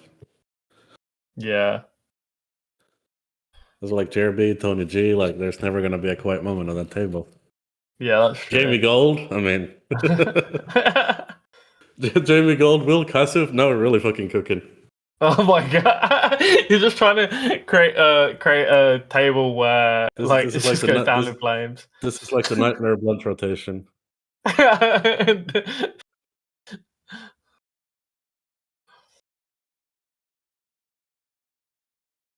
What's up, guys? Hey, yeah. So What's going on, Coley? How are you doing? Not too much. Sorry, I'm late. How could you? You missed some very educational poker talk. About So- the merits of playing on PCP. all right. Okay. KCP, JRB Hounding Dreams. Oh my god! I'm gonna go to bed Okay, tonight. hard I'm jokes. gonna be chased through my dreams by JRB on PCP. It's gonna be no. Oh my god, someone said Martin Cabral in the chat. Please go. Oh no. yeah. Please Just no. throw him in for max chaos. I actually think Martin is fucking entertaining. the non all in on the river. Oh, we finally have an interesting poker hand. Motherfucker folded. Crassy. That's disgusting. What's up with I you? actually think Martin Cabral is pretty entertaining. Why are you Man. upset that Krasi folded? You have a dog in this race, or what? No, I just want to see showdowns. There's a dog in the content race. Yeah. To be honest, I say we want to see showdowns. I'm then mostly just gonna like, I don't know, fuck around and joke about it. Like, no, I feel like high level poker content is, it's too late in the day for that. Yeah. Yeah. No, but the stream, like, I feel like Martin Cabral and Will Kasuf would be like, I wouldn't be able to tune in for the stream, but I'd watch the clips afterwards.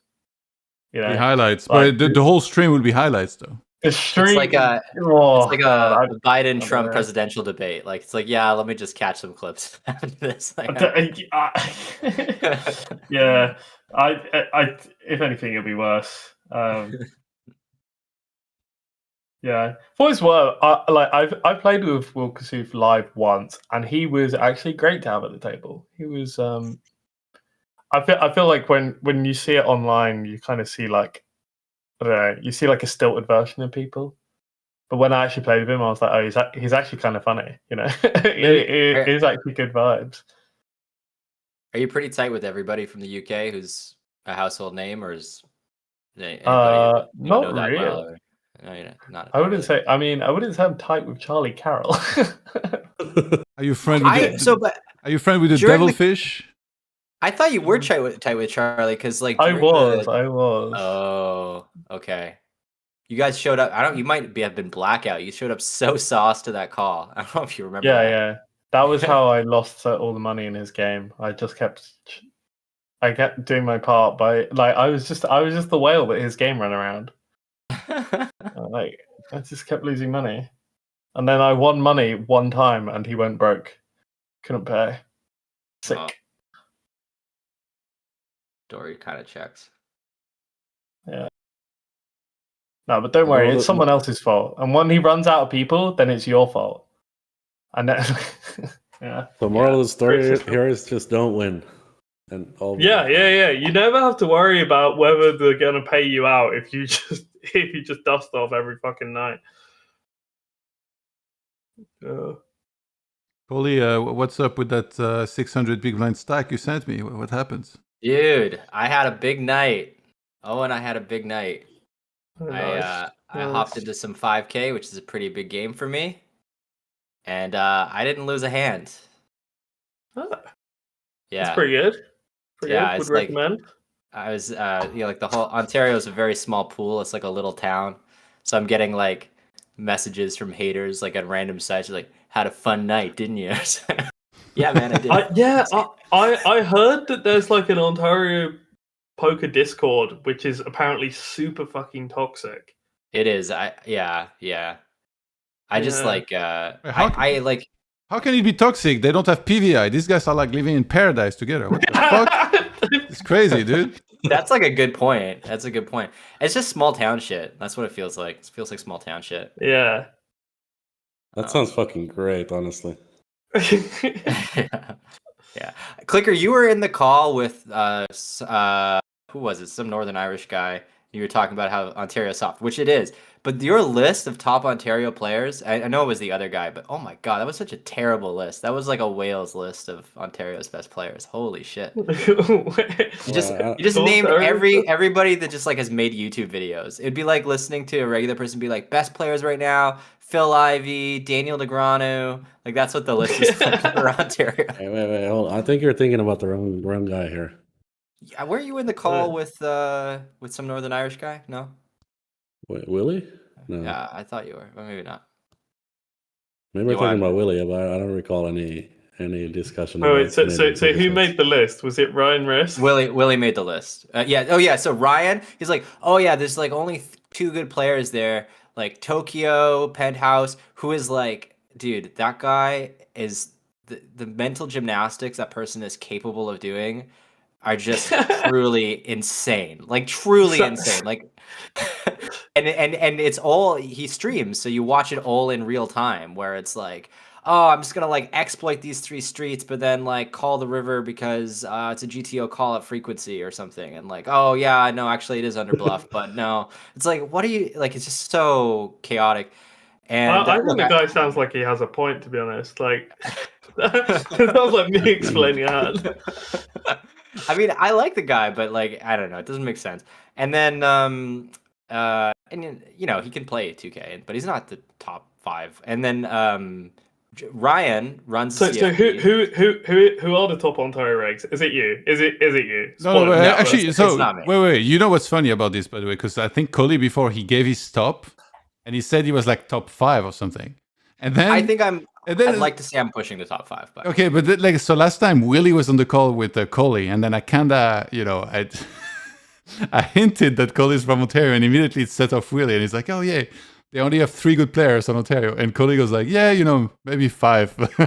No, I wasn't in that call. This No, is you were. What? I remember, dude. You were. That's so rough. Oh my god. No, I reckon they've got 4 good players. They've I got don't even know any of them. Connor Armstrong is a very strong player. Connor Armstrong. Who's that? Is that Venator or is that a different Connor? I think it is. No, Venador. No, Venator is another Connor. Okay, from the US. That so guy it plays doesn't matter. like 55 one-wins or flop, and he does it with 35 defense. No. Connor Armstrong's just like a impressive. boring strong reg who was in the CoinPoker High Stakes Championships. Like, look, if they weren't in the CoinPoker High Stakes Championships, they don't deserve to be in conversation for top 5 in Ontario. Like, that's just, like, you know what I mean? Yeah. Like, that's what. Yeah. We should clip that. Like that's and so he's on the list. And then of all the coaches, Ryan has got to be one of the weakest coaches, which is not a diss. He's like a family man. He's older. He's in charge of the business. Your mom is hot. That's right. It's Connor's Your Mom is Hot. Do you know that name? No, that guy's good. Yeah. Yeah, right? Good. Like, that's a solid player. And then Ryan is like not there because he's boring solid. I don't know. These guys. Well, you're describing a guy who plays 55 VPIP, so I mean, like, whatever. I don't know. It's all relative. Yeah. No. But to be clear, Venator or Fear the Reaper or whoever is an exception. I had that guy well tagged for so long, and then someone tells me he's leading the mid stakes world champs, and I'm like, what? Same guy? I don't know, but apparently he was cooking. Apparently he makes it work. I don't get it. I'm confused by it, but yeah, he's just probably got some good card sense, and I don't know. Justified. Yeah, I mean, it can also be sometimes those players like that are like the people they confuse screw up by enough that like you can be sitting there on the other end just let him tie himself in knots. Like this is insane. But then like, you know, like so there are some people who get lost and can't like don't know what they're doing, and maybe they make enough of them to make it work. I'm not entirely sure. But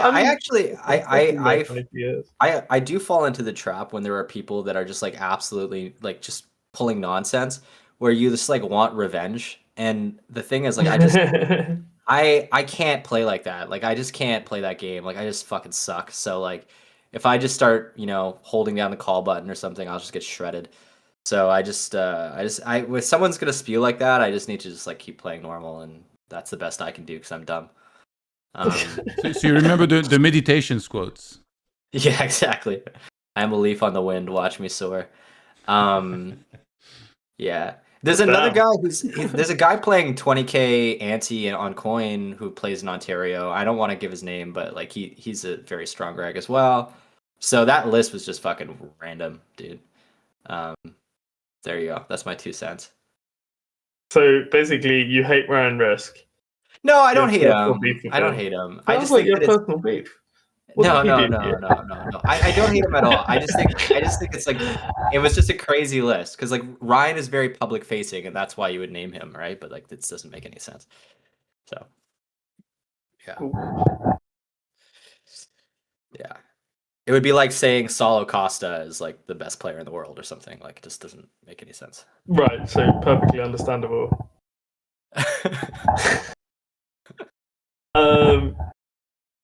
Man, I should be like Salo made I got linked to one of Salo's videos, and there was one where he was like glazing a player I made. I should be nice. I should play nice. I shouldn't pick beef with everyone. One at a time. Clicker, I think this is you. Your mic is killing us. Is it? Oh yeah. Yeah. I think it's. I figured it wasn't Yoan. So all right, cool. Wait, what's happening with my mic? No, there was like a. It was like you were... I could hear it, so it definitely wasn't me. Oh, I think I was fiddling with the back of my mic. Was it like? Oh, yeah, that's what it was. Yeah. You didn't watch the documentary, when? Which one? Billy's in. Yeah. No, we should watch it live on stream for Max Payne. Good old W. To be honest, I don't think I'd be that tilted back. Yeah. Yeah, I think I feel like it would be very different, like, because one of the reasons it's easier to get over as well is that it's not that big a money swing whether you win or come like third. In terms of, like, do you know what I mean? Like, Yeah. also there is, you know, there are one or two things that you can think, what if I'd done the other thing? But like, because it's such a long event and all the decisions are kind of worth the same, it's kind of easy to not get as hung up on stuff. I feel like for like a month afterwards, I was pretty hung up on it, but like now it doesn't, like, I don't know. There's definitely, like, there are tourneys which I've like busted where I was like thinking about for probably longer, I guess. But that also might have been, it was just like earlier in my career, and when it's early in your career, everything hits way harder. Yeah, and also maybe sometimes you don't appreciate it as much in the first place. Like you took first, and then you took, I think it was third, the last one, right? Or like Yeah. kind of like second to thirds, and like what you see is that you didn't win the second one, but like maybe in a couple of years you'll look back, you'll be like, oh my god, like actually I won one, and then in the next one I almost won again. Like this is actually pretty sick. Well, I think that's kind of why, like, if I'd like lost in that way in the first one, it definitely would have hurt a lot more. Yeah. You know, obviously, like, I didn't, like, you know, didn't feel great, but what I'm saying is I might be able to watch the doc without shedding a tear. That's basically what I'm trying to get at. Just about. I mean, the first one was very close. Came down to the wire. Is that clicker sarcasm? You couldn't hear the smile behind the mic. I could. That's the key. Oh man, Brit's supposed to be good at this stuff, no?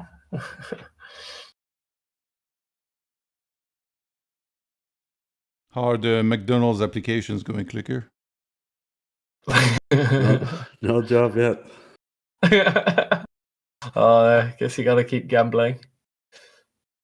I wonder, is there like if you start out at McDonald's, do you think it's like first you have to kind of clean the place, or like there's not really like dishwashing there, right? So like what would be the entry job? Well, yeah, I mean, like, let's just revisit this in a week and Keki can tell us. I bet you start on the fries. Or you think that's like the worst? I mean, it's so easy. What? You just put them in and you take them out, and they're ready. No, Wait, did Keki work at McDonald's? No, I meant to say clicker, not Kaki. Oh. I was like, damn.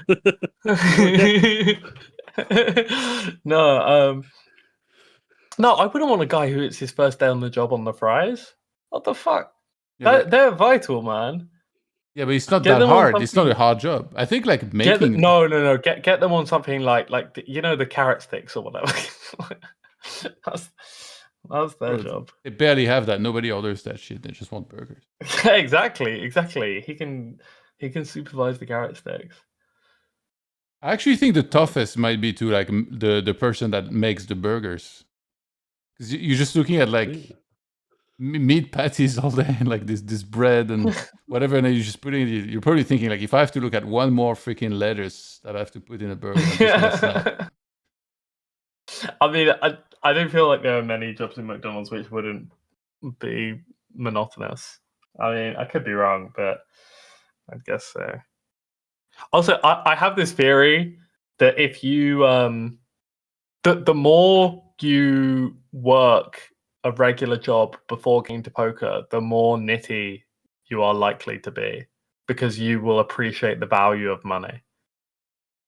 Like, if you don't appreciate the value of money because you have it, like, you don't think of things as like, oh, at one stage I was making 20 an hour, and like, you know, now you're looking at $2,000, and it's like, wow, that's 100. Like, you know, it's easier to get more abstract and be like, these are just chips, if you've never done that, and then it's just like a high score. Clearly not something we've done before. Hold down that put chips in big blind button, man.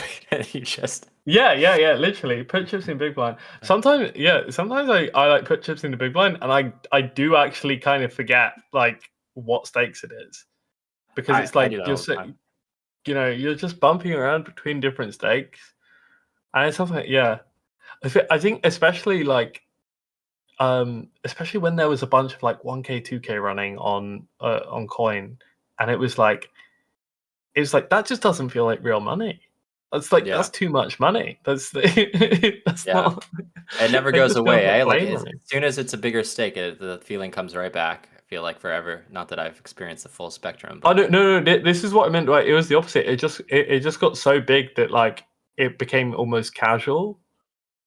because it was so comical, like how big the pots were.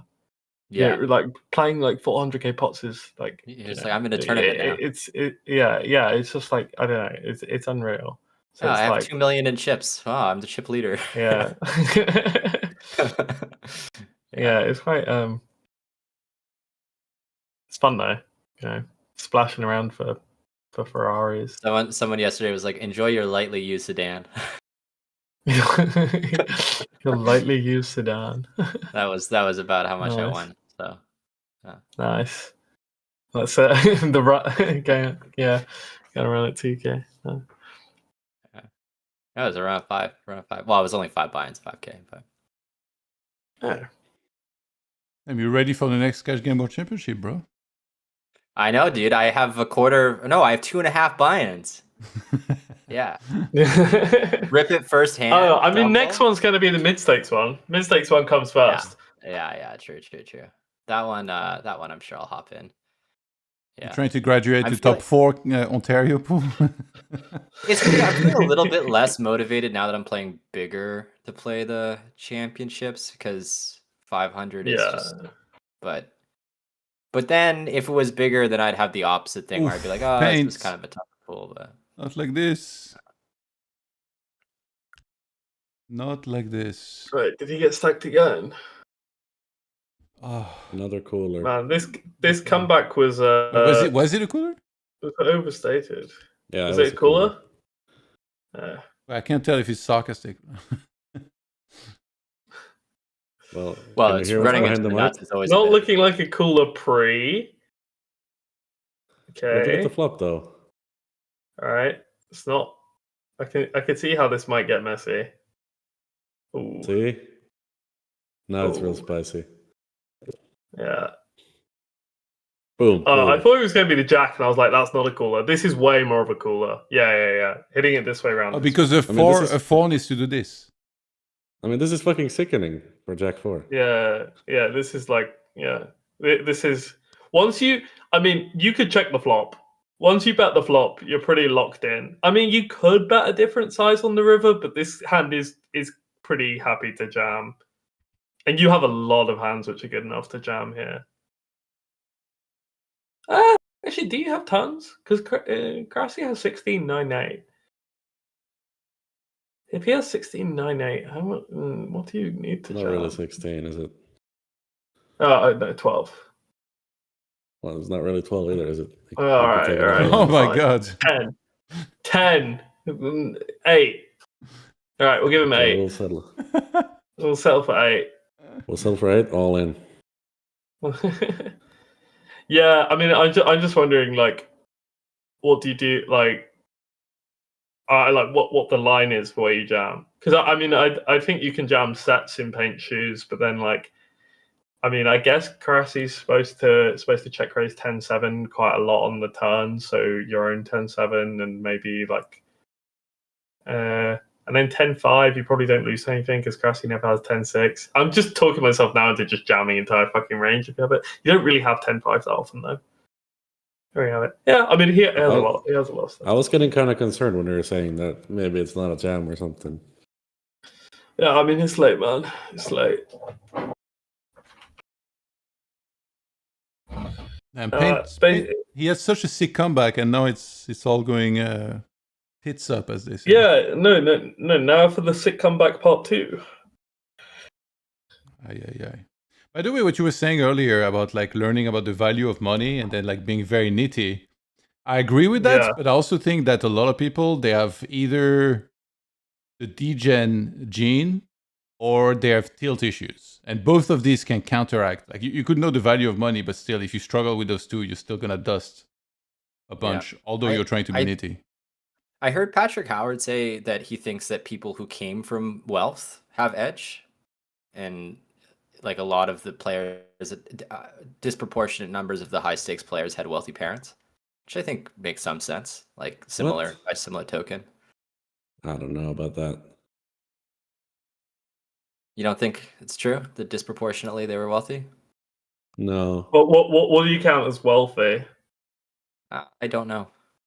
Like above. Like is middle class wealthy? No, it's probably above this, I think, like, yeah.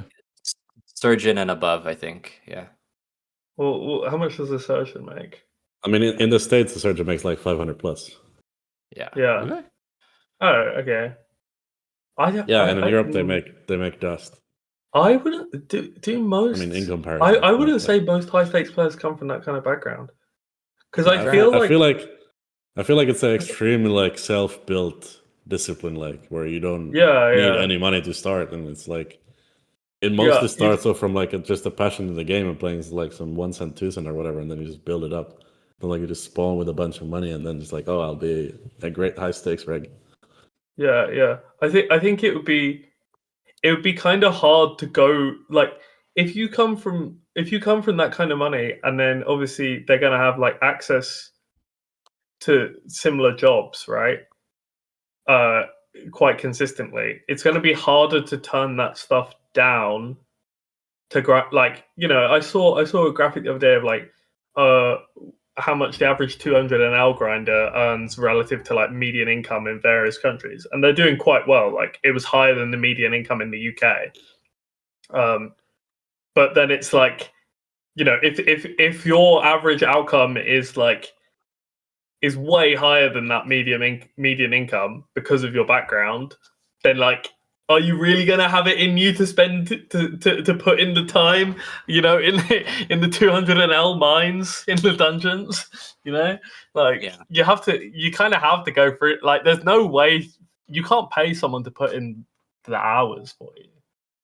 I think it's very meritocratic. I feel like one thing I didn't really think about is that there is like the contra factor. As if you're from like a poor country, you don't really make it to high stakes often because you also don't often need to. Like if you're making like 5K a month in a poor country, like you're already a king. Like what more do you really need? But if you're like from the States or something, like the sky's the limit, really. So no, I agree. There's definitely like there's an effect where some people cap it, and I think also it's kind of like I mean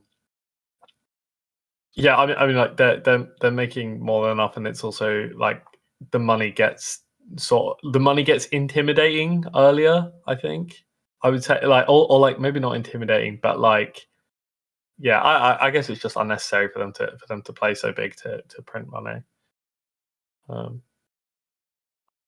And I mean, like playing big comes with like playing like very high stakes comes with its own challenges. Like you're inherently playing lower volume, going on massive swings based on like 1 or 2 sessions and how they turn out. Like if you're living like a king, like grinding 10-20, then I could see why people would choose that. Yeah. Well, we will be all in against the whale here. Are you playing? Yeah, 1 table up. Aye. I can't help myself, bro. What stakes? It's 10-20, 6K cap. Let's go, man. 6K cap. I got snapped. Oh, he has a boat. That's not good. I have enough flush, bro. Fuck. Dude, that's not cool. Bro, just raise the turn. You have a set. Fuck. Damn it. Luis in the chat said, imagine someone took the transcript of this live stream and went on those word graphics in which the most repeated ones are bigger. The top words, McDonald's, fries, mockery, hair, chair, PCP. PCP just like in neon lights. Like it's like the majority of the stream. And Ron Jambu said, question for Prodigy and Clicker. I came from a heavy data background in poker, trying to upgrade my game now that my contract is done. If I desire to play in these games, what would I need to learn? Currently playing 500, 2K, shotting 5K. Man, I've run out of evasive answers for these questions. Clicker, this is your turn. Step up to the plate.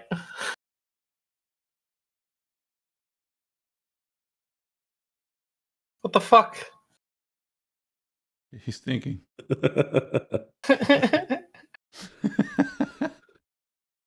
It's such a scam. It's all you, buddy. Sorry, I mean I don't mean to be rude to this guy. It's just it's one of those things where like everyone asks this sort of question, and it's like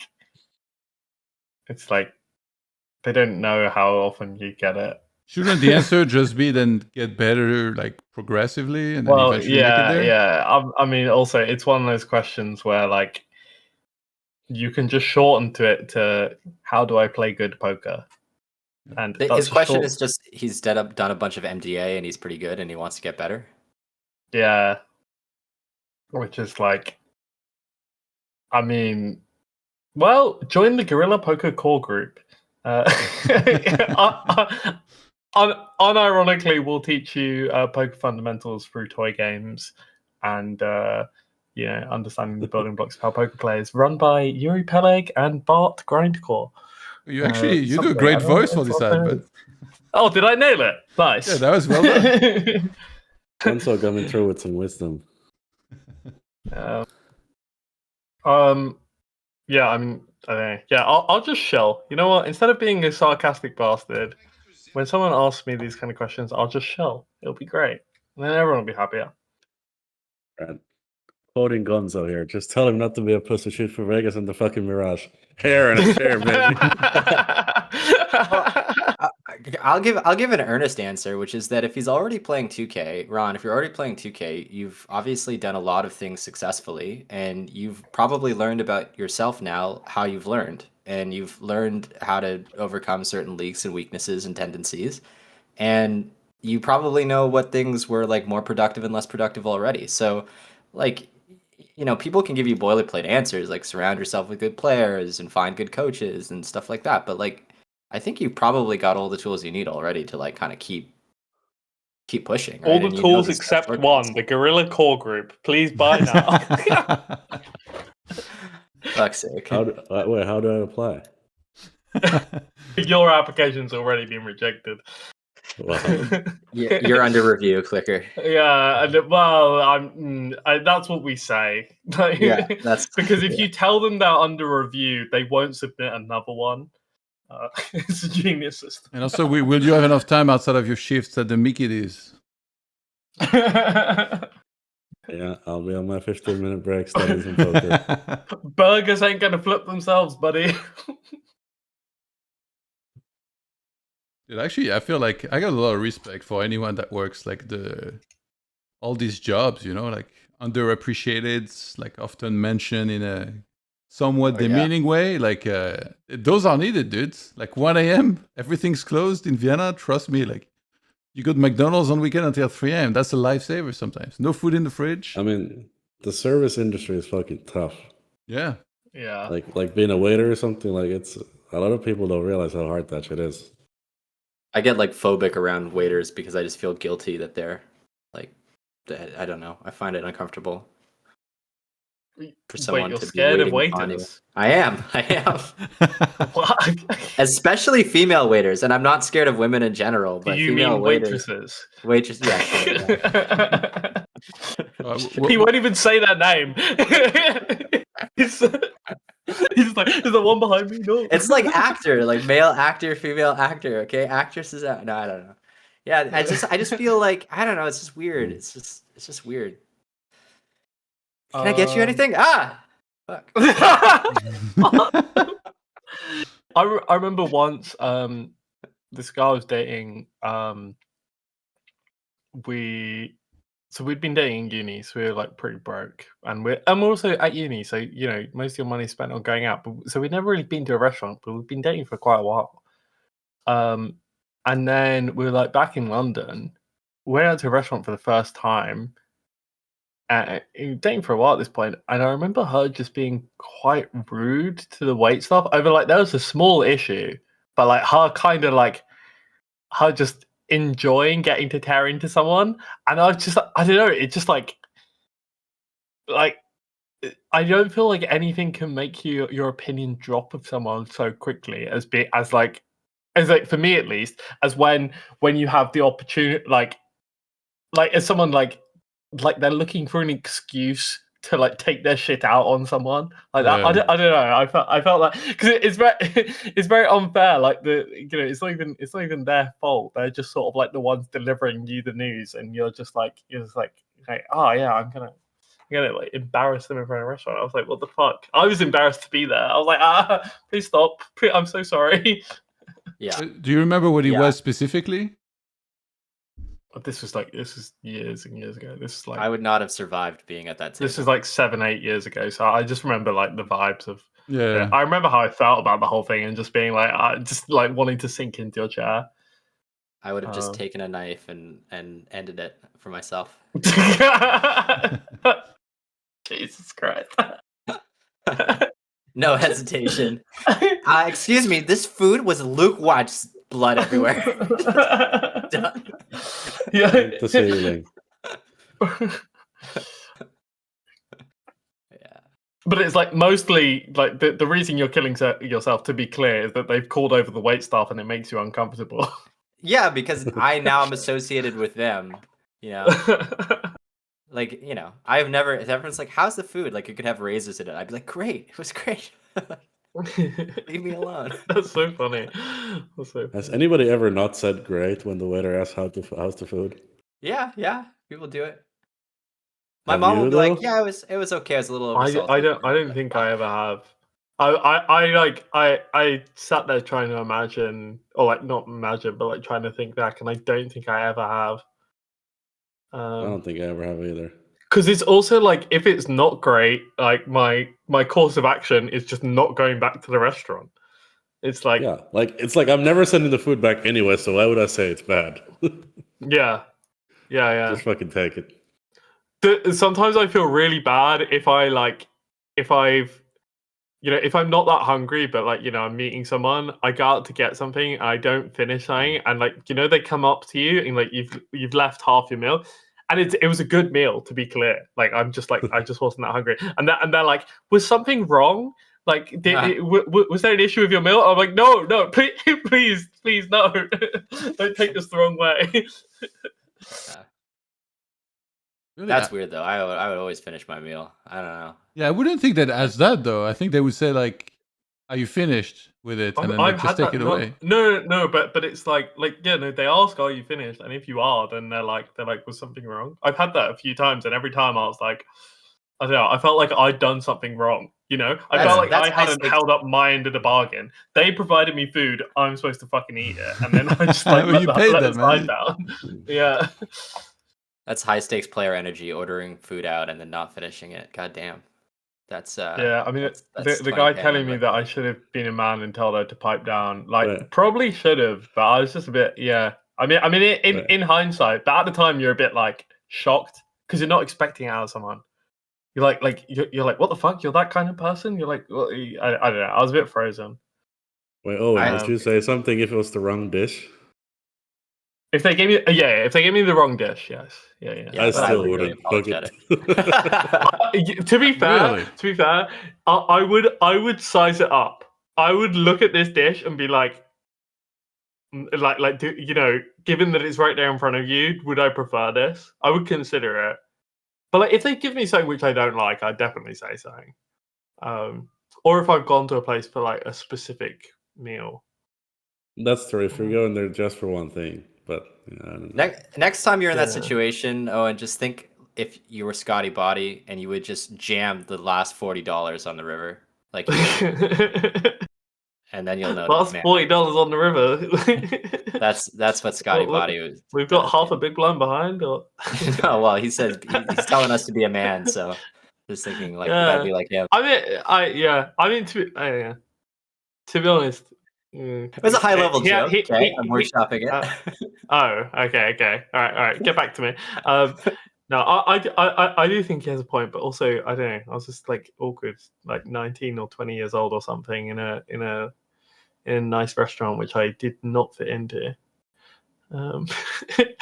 Female waiter onto the word graph. Nice. The date would be the same as the restaurant. I just like wouldn't see anything, and it wouldn't happen again. You know, like just. Yeah. That is kind of true. To be honest, as well, it's like, are you actually helping anyone by arguing with her?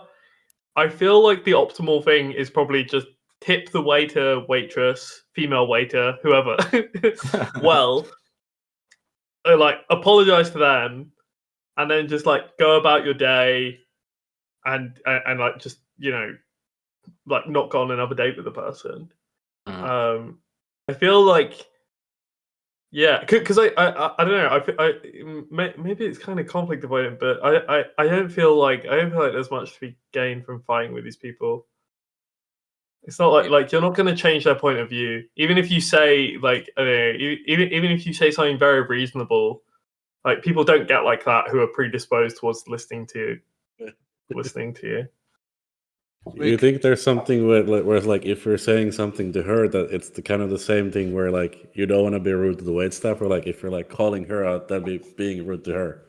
Where it's like it's more like it's just going to prolong it, because it's like, okay, yes, this person kind of deserves in some way to have you like push back on them, but then it's also like, the waiter's realistically never going to see them again. You don't have to go on out on another day with anyone again. They are kind of someone else's problem at that point, mostly their own. Like I feel like when people tell you who they are like that, you can just sort of listen to them. You don't have to fight them so much and like tell them to be someone else necessarily. Or like, I don't know. I say that I'm so bad at taking my own advice. I get into arguments with people all the time, and it never goes anywhere. It never goes fucking anywhere. So the times where I'm able to just be like, you know what, fine, that's who this person is, and just take that information and do with it as you will. I think you're good. The greatest conversation ever. Are you a good tipper? I think I'm a fantastic tipper. What was the norm in the UK for tips? Yeah, because that's the thing. I tip like an American because I've got so used to tipping from Vegas and private poker games. Yeah. And then UK, no one tips. Like, so your geolocation is broken. You just tip the same. Dude, I go to get my food. I leave a tip for the delivery driver. They're always so thankful. They're like, oh yeah, thank you. So and it's like. And I'm pretty sure just no one else ever gives them a tip. My favorite bit is ordering something on like Uber Eats or something, and you tell the driver like, if you do this and that, I'll give you like a $20 tip, and they will make it. They will make it their fucking life's mission to deliver. Yeah. I've sent. There was one time when I dropped out of uni on a whim, and so I packed all my stuff into just refuse sacks and stuffed a sleeping bag full of clothes. I mean, I had suitcases as well, but I had too much shit for what I need to take it back. And I'd taken it back to London on a 10-hour journey. And I was still an hour away from my house, but I was supposed to go. I was supposed to go meet someone. And so I just ordered an Uber and shoved all this shit in the back of the Uber, but without me. And I was like, please just take this here and knock on the door there, and I'll tip you so well. And then I told my parents what was going this guy was going to show up with all my stuff from uni, who were still processing the fact that I dropped out 2 days ago. on a whim. Yeah, and then he did it. All my stuff got there fine. It was all fantastic. And yeah, I can't remember how much I did, but like for a uni student, it was hefty. Probably for now, I would be like, you cheap bastard. That guy went to so much effort. Lugging my stuff around. But follow-up question: if you get an Uber, do you tip the Uber driver on the app? I think depends. I wouldn't auto tip that. There are things I auto tip, but not that. I think I've like never tipped a Uber driver in my life because there's not the like tipping confrontation where like you'll feel bad if you don't. That's true. Yeah, but sometimes I have like a really good chat with them and they're funny and they make me laugh and I'm just like, yeah. Yeah, okay, maybe like 5 times, yeah, probably. Whereas like yeah, like I would say it's definitely the exception. But yeah, I mean the ones which really get me are when when they just like turn the terminal towards you and it like aggressively asks for a 20% tip and it's like I feel like I'm being shamed. The best part is when it's self-service and they're only like collecting the payment and it's like where's it's just looking at like oh god. And for some reason I feel terrible for not clicking just like whatever the fuck the zero is. Yeah. Why are you making me feel sad? It's such fucking guilt shaming. And the best part about that is it like most of the time it doesn't even go to the employees, it just goes to the business. I've seen some employees who get pissed off about that and just like auto click no for them. By the way, Clicker, you said you would never send back like food or something. Have you never had this? Like you go somewhere and like what you order is significantly different. What you got is significantly different than what you ordered. And it's like we're talking like borderline, disgusting or something. Because I've had this at Starbucks. Like I went there, I ordered something, and then they gave me like I don't know what. It was like some matcha or pumpkin bullshit. And like I like spat it out. I was like, what? Like what is this? This is not at all. They should just refuse to serve you if you're French. I think they should be like, listen, you don't want to be here. Why are you hating, bro? I feel like no, I'm not hating. I'm a regular. They're doing you a favor. I got the app and everything. Starbucks should just be like, listen, man, this is not for you. Okay, you don't deserve to treat stuff like this. That is kind of true. Well, it's not that I don't deserve it. I should be above it because technically. That's what I mean. That's what I'm saying. You're doing a favor. I worked at Starbucks when I was a teenager. It was not fun. What did you work? Did you do the fries? At Starbucks? Yeah. Yes, I did the fries. You know how to make all the drinks and everything. Oh, you work something else? I did. Really? Then, yeah. Okay, what do you... it wasn't that hard. What do you put in the caramel macchiato? Fucking... caramel and macchiato, duh. Well, like, there's like a whipped cream spray that you put on top. And then No, I don't want whipped cream. Yeah, there you go. I'm telling you, this is the wrong fucking place for you, man. Bro, caramel macchiato is not about the whipped cream. I think even I know better than you. Like you put the milk, and it's like two shots. Caramel macchiato definitely has whipped cream. I would know. Thank you. Everything is fucking No, you're like, no. They ask you, bro. They cannot put the whipped cream on that coffee. It's like, yes, they do, man. No. Oh my god. But oui. They do, man. They put that shit on. Okay, what syrup is it? There's a syrup, right? Yeah, so it'd be a caramel syrup in the base, and then they literally squirt more like... come on, you said that like he was gonna fuck up caramel syrup. Like, I was expecting him to, honestly. I think he's a fraud. Do you not believe that I worked at Starbucks? Is that what you're saying? Hardly, man. Catch me out on a lie? Hardly. I can't believe you don't try to throw him off with the no whipped cream. Everybody knows how to whipped cream. I think they ask you, but I never take it. So to me, there's no whipped cream.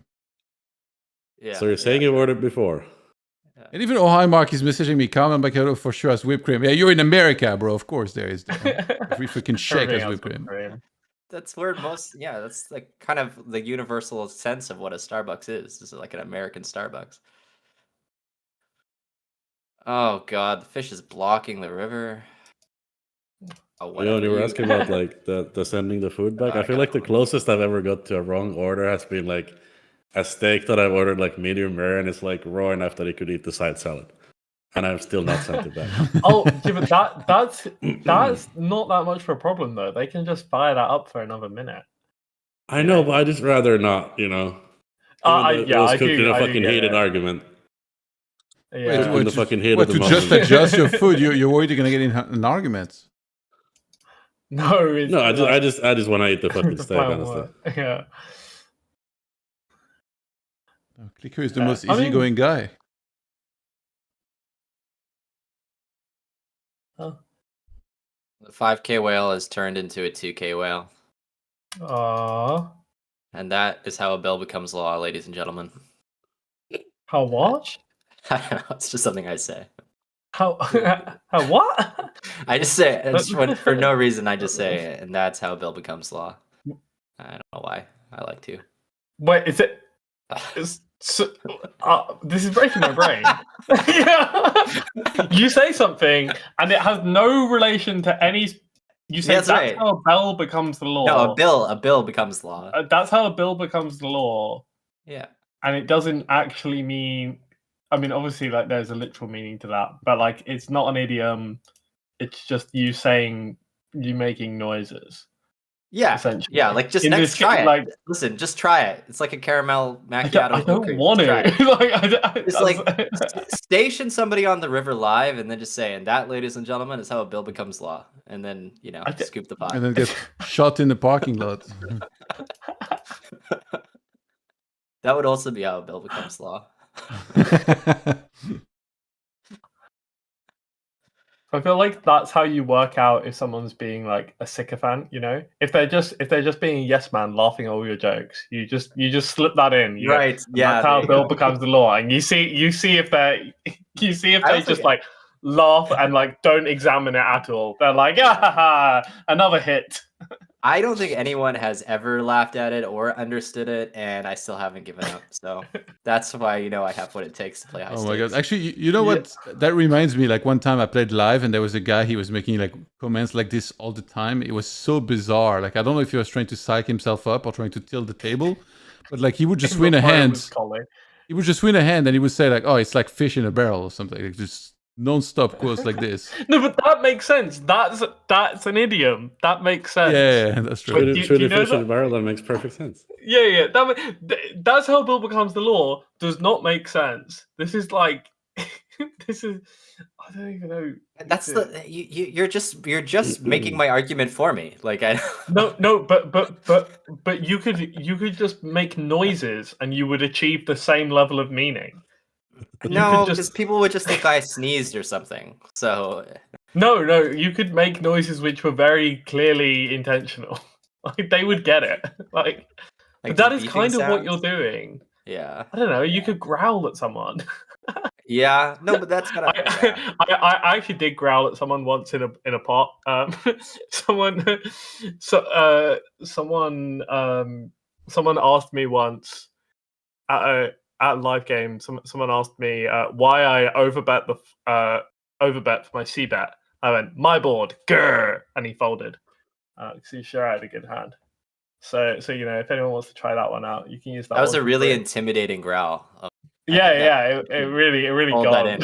You should just bet and then growl. Actually, like instead of explaining after, right before, just say my bet, my board, grr. Put it in. It got the fold. Yeah. Oh man. Oh, show's over, huh? I don't know. Actually, they might still play. No, they're just resetting the stacks. Oh, And how's Jungle and Sea Llama going? They're finishing up this weekend, or Llama's like 2 binds ahead, I believe. yeah, Jungle had a sick comeback, and then it was a really funny session. Actually, their second session, they just played for like way longer, because I think Llama, he won a big hand, so he was like, all right, like he was gonna stop. He's like, all right, I'll play a bit longer because I won a big hand, and then he lost a bunch. He's like, well, I lost, so let's play longer. And then they just kept playing longer, and he had like a really rough stretch of like 100 hands where he lost like 5 binds or something, like something absurd. So then he was actually down, but yeah, today went well, and he ended up a little bit. nice. It's been wild because they're on the call all the time and they keep talking through the ends, and Jungle reacts to every river and he makes like random comments. He's like, oh, the sea llama. The sea llama is like a very fierce creature. He just like randomly says stuff like this. What's up, I Gonzo? remember, Yeah, you guys are brother. still going. How's this? Are they trying to get it done today? I don't know if they're done actually. I'll have to ask. I remember I was playing with Jungle on a call once. It was a ring game, so there were a few of us on the call, and he started doing spirit animal readings for the people around the table. And I got a bear, and my friend got a cockroach and was trying to trade me. I was like, what the fuck? It's like he's like this big Belgian like muscular dude, plays rugby. He's like, I'm clearly the bear, and I was like, you can have cockroach, bro. It's your spirit animal, not your not your not your deadlift. You know? That's rough. That's rough. Yeah. It's 4 a.m. Yeah. I think that's my cue to call it for the night. Clicker. Back another day for the Wow, podcast. you get me on the stream and you leave so early. So I know. I thought you're on that 9 to 5 at Mickey D's now. You gotta work hard, man. If you wanna, Well, you yeah, wanna I move gotta up to wake up at 9 management. I gotta wake up at 9 a.m. to go to work. Yeah. All right, mate. Thanks for being on. If you have any shout outs, go ahead. Shout out to fucking JRB. The best to ever do it. All right, later, guys. So did Paint make any of a comeback in this last Oh, hour? he did, and then he didn't. No, it's not in a good way.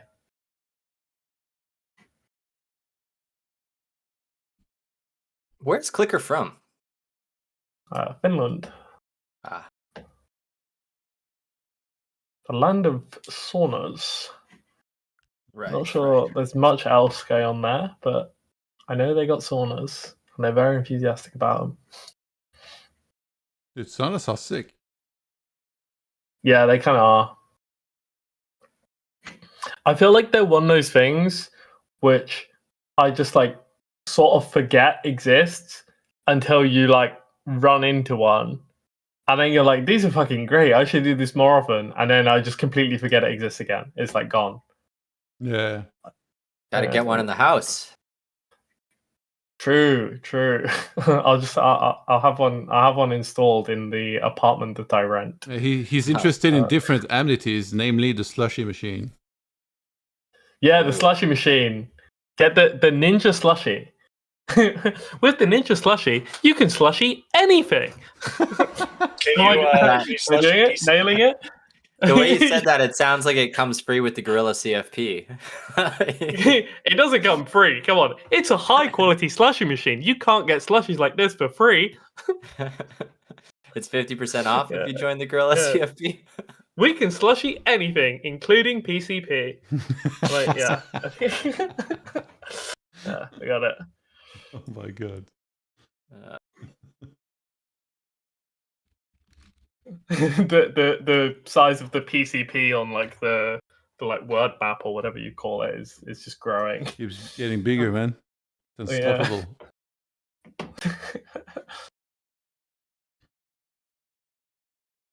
Are you playing heads up, Coley, by the way, or it's a ring game? It's ring. It's slow. It's slow. Like, I'm sad. I really shouldn't be. I'm up heaps in the last 2 days, but whatever. I don't know. What is the cause for sadness? Are you up stuck? Were you up more previously? I guess so. Look, he had a boat, I had the nut flush, and that's how Bill becomes law. Are you still in the? Because I'm seeing that it's the semifinals now. Like, who are some people out of the heads up championships now? Like, what's going on? Is he needling us, Owen? Yeah, no, I'm not. I'm sorry.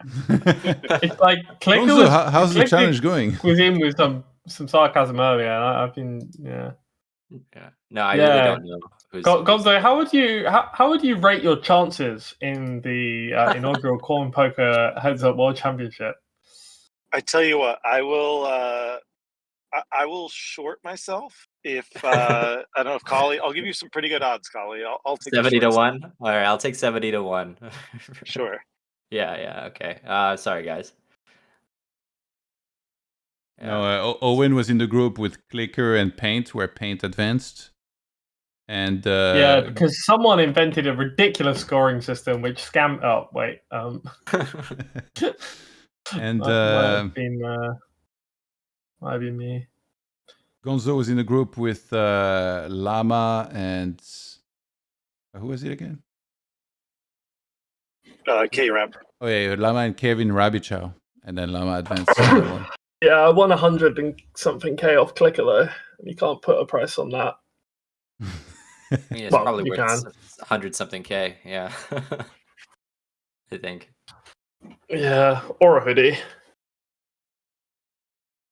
Somebody made like a -40 big blind call against me on the river today, losing to bluffs. And I was just Were they thinking, right? how... Did they win? No, they were wrong, but I just really Oh. wish that I had a bluff that beat them instead of having value. Like, I was going to ask. Yeah, that was my next question. Were they wrong against value or against a better bluff? I would give half of it to the church if I had just had a better bluff. It would have been so much sweeter. Yeah. I had a pot versus Flushy a way back where he called something which lost to like a lot of bluffs. I can't remember what. Like I bet like 20 big blinds, and like the call was like losing over 10 bigs. I think you talked about that hand on YouTube, right? Yeah, I think so. I was just sitting there like, but like because it's Flushy, you're sat there like, what's going on? You know? Well, if he makes that call and he's right, then you start to question your life choices. Yeah.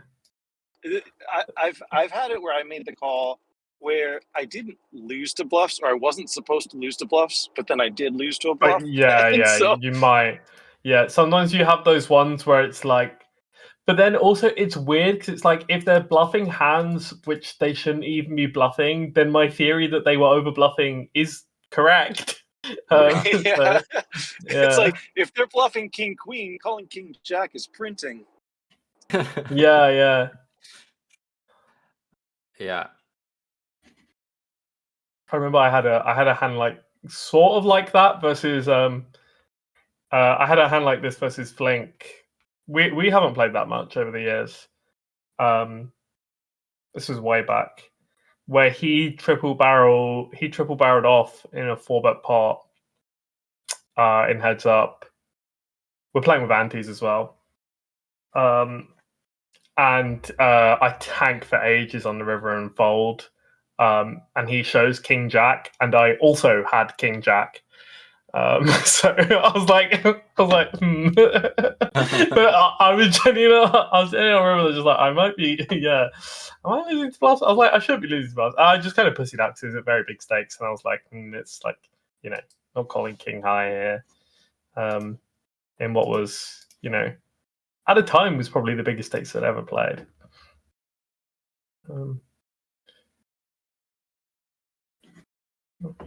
I tried to call them collie bluffs during the mid-stakes championships, bluffing with the best hand. Pulled quite a few collie bluffs, I'm sure. No, you were just merging, bro. You're just like they just, it's complicated. Yeah. Like high level, easy concept. Yeah. Well, sometimes you just feel like you're not going to win the hand if you check. The point when I realized I'd fully made it was like not like, okay, the first glazing video was nice, but when there was a point where I saw someone making up excuses for why a play which I had reviewed and was sure I had punted was actually smart. I was like, yes, we really made it when I'm doing objectively dumb things, and there are people out there who are like, no, but it's Prodigy. He must have a reason. And like I have even decided in that moment that like I did not have a reason. Like there was no copium to be had. But yeah, that was quite funny. Because I definitely done that to like bad plays that other people have made. There's an American chess player who was talking about how he would see people giving interviews and he'd be quite intimidated because they would just spew off these lines. Like there was this Russian player who's like, yeah. E4, D5 after Yeah. 96. I mean, it's finished because Queen C7 and it's not possible. And then he was saying like, I'm like nervous to give the interview. And the guy's like, dude, I'm making it up. Like, it doesn't, Yeah. none of this is, Yeah. you run it, it's like total nonsense. Like, yeah. Yeah, there's a there were some famous interviews where like I think Kramnik starts arguing with someone in the interview, and like the other guy like knows what's going on, and Kramnik is just like belittling him, and I've just seen it like edited it with the eval bar on the side. Just like showing the positions they're discussing, where Kramnik's talking about how like, you know, how over the game is for whoever, and he's like, no, I think this position is even, like, or whatever. Yeah. Kramnik. Strange fellow. Yeah, very strange. I don't think there's a poker equivalent to that guy. Yeah, he's kind of his own thing. They are very different cultures in a way that's somewhat interesting. Like just so different in many ways. Yeah, I mean, I think it's because in chess you just like you have there's more of an objective like measures of skill in chess. So I feel like the hierarchy is more established, but then that also leads to like a bunch, you know, that leads to its own weird things. Also, it's like if people say you suck in chess, it's you know, it decreases your earnings because it stops you being like invited to whatever events or all this. But if people say you suck in poker, it increases your earnings. Like it is good for people to think you're bad. Let's say the only thing different about you was that for whatever reason you were incredibly passionate about chess and you never stopped playing. I was for a little bit, but yeah, I know, but it never stopped. It never slowed down. It was comparable to poker in every way. Yeah. Where do you think you would have capped out in chess? I think about stuff like this. I mean, I haven't thought about it through like my lens, although you know it does make sense from that side. But I thought about it from the perspective, like, you know, like Magnus Carlsen plays poker, right? And it's like, how good would Magnus have been if he chose some poker? Like, are there certain people who, like, it's not that he's not a genius, but is he a little bit lucky that he found chess? Like, you know, say I'd gone into chess, would I have like capped out at like 2600 or whatever? And similarly, if like Magnus had gone into poker, would he have played like, you know, maybe he plays like high stakes but doesn't quite like get to the end? I mean, it's hard to say. I'm inclined to think that if Magnus had played poker, he would be, you know, top 10 player. I mean, when you look, I think there's some differences in chess and poker that make, you know, like there's some overlap in the sense of they're both very logical, right? And so like there's definitely some overlap in like thinking rationally, thinking logically, thinking, you know, moves ahead or whatever. But I think there's a lot more rote memorization in chess than there is in poker, and there's more creativity and freedom in poker and thinking more outside the box or more conceptually. So I think for all the overlap, I think there's some differences in personality types of like where you, now like you could be good at both, but like you might like have the personality traits to go further in one. That rote memorization is like the bare minimum, and then like edge starts to manifest after that almost. I mean, that in chess you have stuff like chess 960, right? And like the top players tend to also be the top players in 960. Right. There's like, you know, there are differences because there are some people who do who do like disproportionately well based on opening prep. Which, for what it's worth, I don't actually think has to not be a thing in 960. But for people who don't know, 960 is chess with the starting position randomized. I feel like a cool 960 tournament would be one where they tell you the starting position like a week before, so that because right now I think they tell them like 15 minutes before the game, and so, but it would be kind of interesting to have, you obviously have that combination of you're going to get into these very weird positions very quickly, but people also have the chance to think about the game off the table and what should happen. Because I think, and to your point, I think there's like an aspect of. I think there's different players within chess. For instance, I think Magnus is one that seems very good at solving things on the fly and like thinking out of the box. Yeah. So like it almost seems like a lot of his edge comes from getting people out of their opening prep, right? But then there's, I think, a lot of the maybe it's more like a lot of the top, but like below the super grandmasters.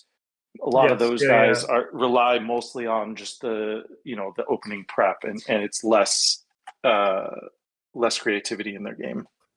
I mean, they still have to be like good in the other areas. So, after move 10, it's like always or move 15 tops. It's like always a new game, and at that point, like even if you've done prep, like someone could be. Let's put it like this: like someone could be like 300 points higher than me, and we turn the engine on. I get the engine for like the first 10 moves, and I'd still lose. Like, you know what I mean? Like, it doesn't matter if you have all the prep in the world. Like, the prep is not really.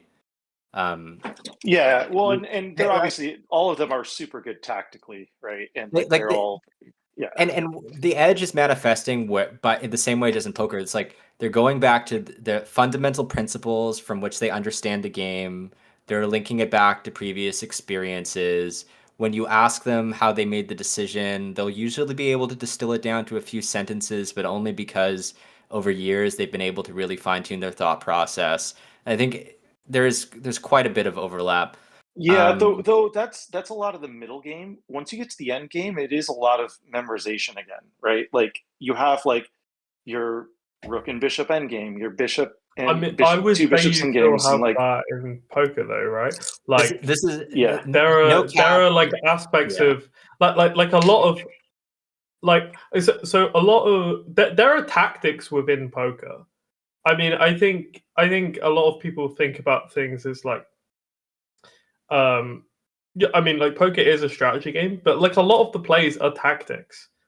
When you I don't know. I think a lot of the lines, there's various bits of pattern recognition which come together in the same way that you would spot a combination in chess. It feels very similar to me in the sense that like you're not coming up with the combination at the table.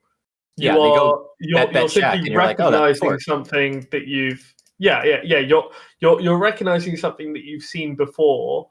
And then I think that there is an aspect of opening prep in poker, which is like making sure that you notice, like that you notice when the conditions for certain combinations come up.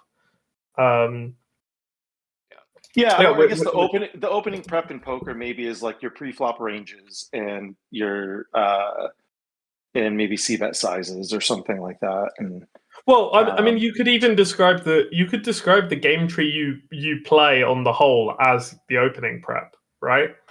Like if you have set sizes for certain spots in the game tree, and you like, like, oh, if he like it is literally lines in the same way that openings are lines, right?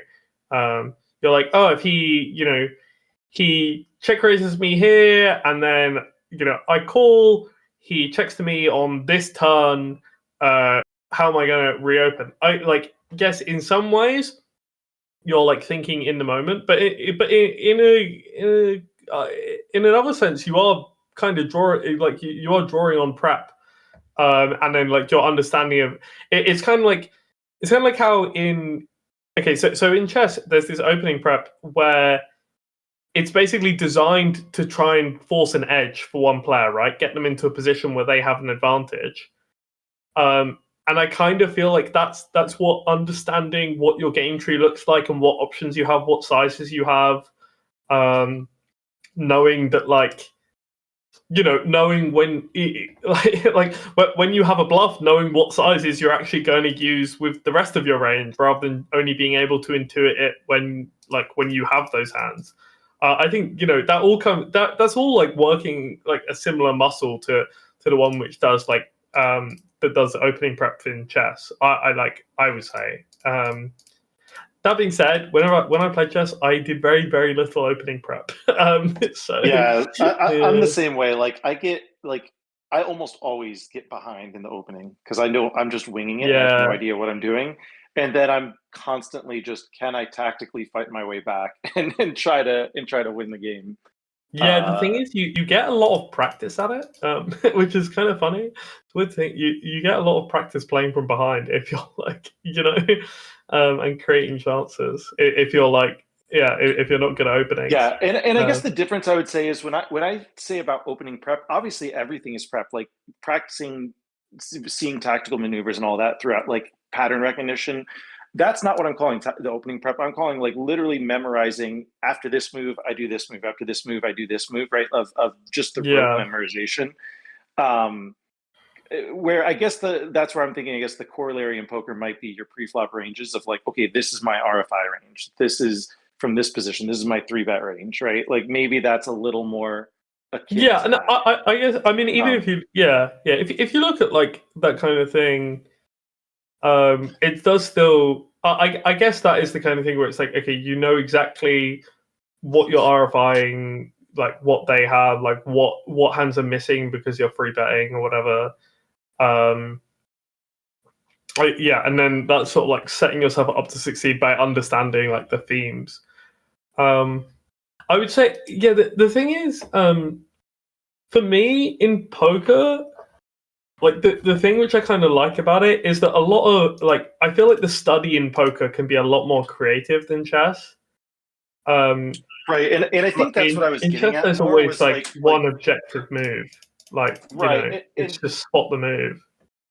And I think that's what I was getting at as far as the differences. Not that like Magnus or someone couldn't be good at poker. They could, obviously, but like more so like to the question of like if you put that person in the other like for instance, I know for myself, if I got interested in chess instead of this, I could not see myself putting in the hours to memorize all those openings to actually get good enough to reach, a certain level, like to reach whatever IM or GM level. Like I doubt I could do it. And it's not like lack of capacity. I think I would just get bored too quickly in that type of study.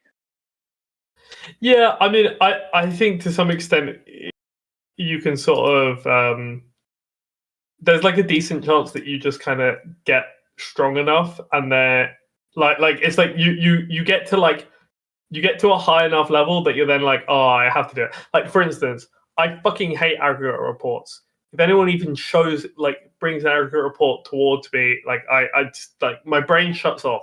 It's not even like a conscious thing. I just feel myself wanting to not have anything to do with dealing with that bullshit.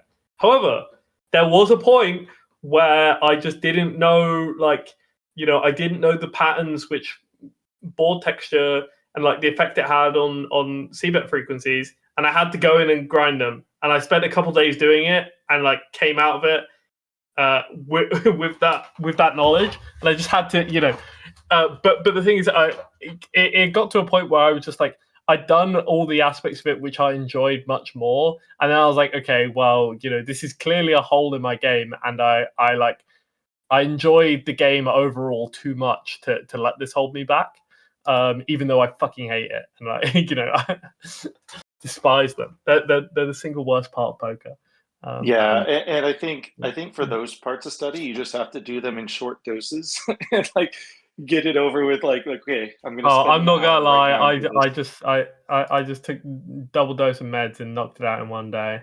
Because I'm similar to you. Like that's why I think I would glaze over, because I glaze over with that stuff too, right? And I think the chess, I would see myself doing the same thing. Like there's just no way I could put in the hours to actually do it. But maybe to your point, if I got good enough at everything else to you basically reach the maximum level you can without it, that maybe you sort of you've sunk enough cost into it to where you bite the bullet. Yeah. And especially if it's holding you back, because in some ways, like that can be restricting your enjoyment of playing. If you're not if you're Yeah, not because you just keep losing and you get tilted that you keep losing and losing. Or it's like you just never like even if you're doing fine, but it's like you just never get to play from a good position. You're always fighting out like these long tough battles where you struggle to get into like a slightly better endgame and convert it, and it's like what happened if what would happen if we were just ahead from the start? But yeah. Yeah, okay, yeah, because that was kind of what was with me and aggro reports. I was like, I just run out of like, there's only so much I could do to like fight in a more tactical way, and I was like, okay, we kind of especially when you start battling more competent opponents that are gonna, they're gonna be more sound with their strategy and they're gonna understand when you're making mistakes, or that you don't have a set strategy. Like, okay, this guy, he's just winging it here. Yeah, I mean, I think I had set strategies; they just weren't accurate. So I think it like it flew under the radar. I mean, I'm like talking back, quite a way at this point before I did the aggro report time. But yeah, I mean, yeah, I guess that there are just aspects of everything which aren't going to be fun, and like. I feel like if you enjoy what it because part of the premise of what Colin was saying was that it was like I enjoyed chess as much as poker in all the other regards, right? I think I would manage to like hack it. I probably wouldn't be as good though because I would kind of half-ass opening prep. I kind of feel like I might be like a Dubov or someone. Just playing like very like aggressive sort of freestyle chess and just not going to any event which requires heavy opening prep, but like loving the loving the blitz and rapid championships. Although I mean Dubov does famously hate rapid, even though he's amazing at it. All right, I have a question for you both. If you both play chess, do you get more tilted from chess than you do from poker? A little. Like personally, I get more if I make a anxious blunder, about. like if I make a blunder in a chess game, like let's say I was behind, right, and I made this comeback, I'm like, oh, I know I have a winning position now, and then I blunder the winning position, I get massively tilted. Okay, I wouldn't say I get massively tilted. I would say that one weird thing one thing, it strikes me as a bit weird, I guess, is that so like despite the fact that I'm like very willing to play, poker for a lot of money, I am very weirdly worried about losing elo in chess. It's not necessarily like the aspect of blundering, but it's like if my account is sitting at an elo which is like all-time high, right? I will then not want to play until I get to a point where now I can feel my that. level has slipped. My level slipped. I'm like 100, 200 points objectively weaker. And then like I'll play like one game or something and be like, oh my god, I'm gonna go on like I know if I get back into this, I'm gonna go on like at least 100-point slide. And it's like I just don't want to touch it. Like poker doesn't like hit me at all the same way. Like I play, I don't know. It's like oh, if I have a bad session, I'm like, oh well, just try and have more good ones. Like they can't all be bangers. It's like although I will say the closest thing in poker is like there have been times if I go on a big upswing where maybe I'm a little bit less motivated to play because it's like, but it's a small effect. Yeah, I mean, well, poker, it's just because, like, I don't know, it just makes you kind of less hungry. Also, you get so numb to winning, weirdly, and then you're just like, well, like, I don't know, it's kind of like adding to the pile. The pile. Well, I guess the pile has become a mound. Yeah, right? but also like where it overlaps maybe with the chess elo thing is like, say like you hit an all-time high of like your best month ever or something.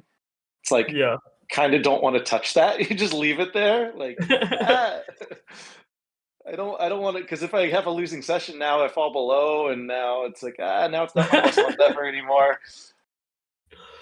Yeah, I'm fairly tuned out and stuff. I think it's just like not any kind of being specifically zen. I just don't know it's happening until like afterwards. I'm like, oh yeah, that was pretty good. Like I know I'm winning a bunch of money, but like I won't know it's like a milestone month or something. You know, I just won't really have that like. That's a really good trait to have that awareness. Yeah, read it in week. I mean, if you're not checking your results every 10 minutes, are you even like feeling it? Like, how do you get the juices flowing? Yeah, dude. So yeah, you It's like you get so gotta excited to pull go up the home and results look every at the 10 new minutes. graph. I know I will know within sessions. I know within the session how I'm doing. Or like, well, to be honest, a sign that I'm absolutely S tier, like doing like really well, is kind of just like not wanting to check. You know, it's not even whether like it's when you've been playing for a few hours and like stacks have gone back and forth, especially if you're playing heads up and like you can't really remember exactly how many times whose stack hit zero, whose chips are on the table, right? Like there's 50k, but there's 50k here. I've got 30 of it, but the whole 50 might have been mine.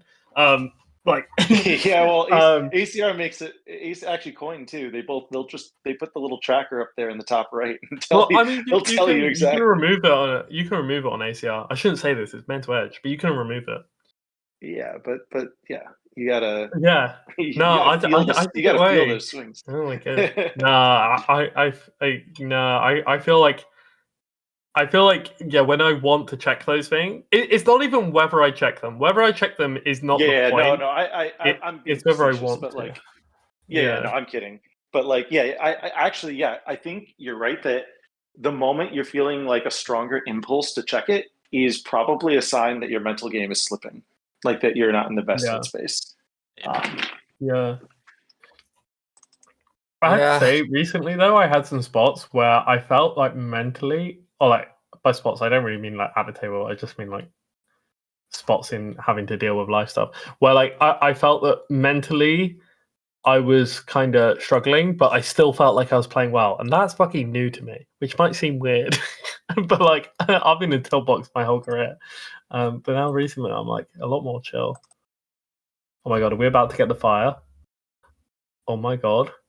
It's coming. Please, one showdown. It's gonna be no. All right, somebody's got to message Krusty and tell him to stop folding. This is not cool. No, he's never gonna stop folding. He likes money. It's how you make money in Pokemon. Just make the nuts. Just make the nuts and then win chips. That's how you do it, Owen? Yep. Bluffing is for poor people. Coley, do you want to answer the question by Elio, maybe in a bit more detail, if you don't mind? He was asking about playing on Ontario. Yeah, sorry to versus leave you elsewhere. hanging there. There was passionate discussion in the disc. Yeah, so I guess I'm not sure how much more specifically to answer it, except for to say that Ontario is full of people with disposable income. The rest of the world is not.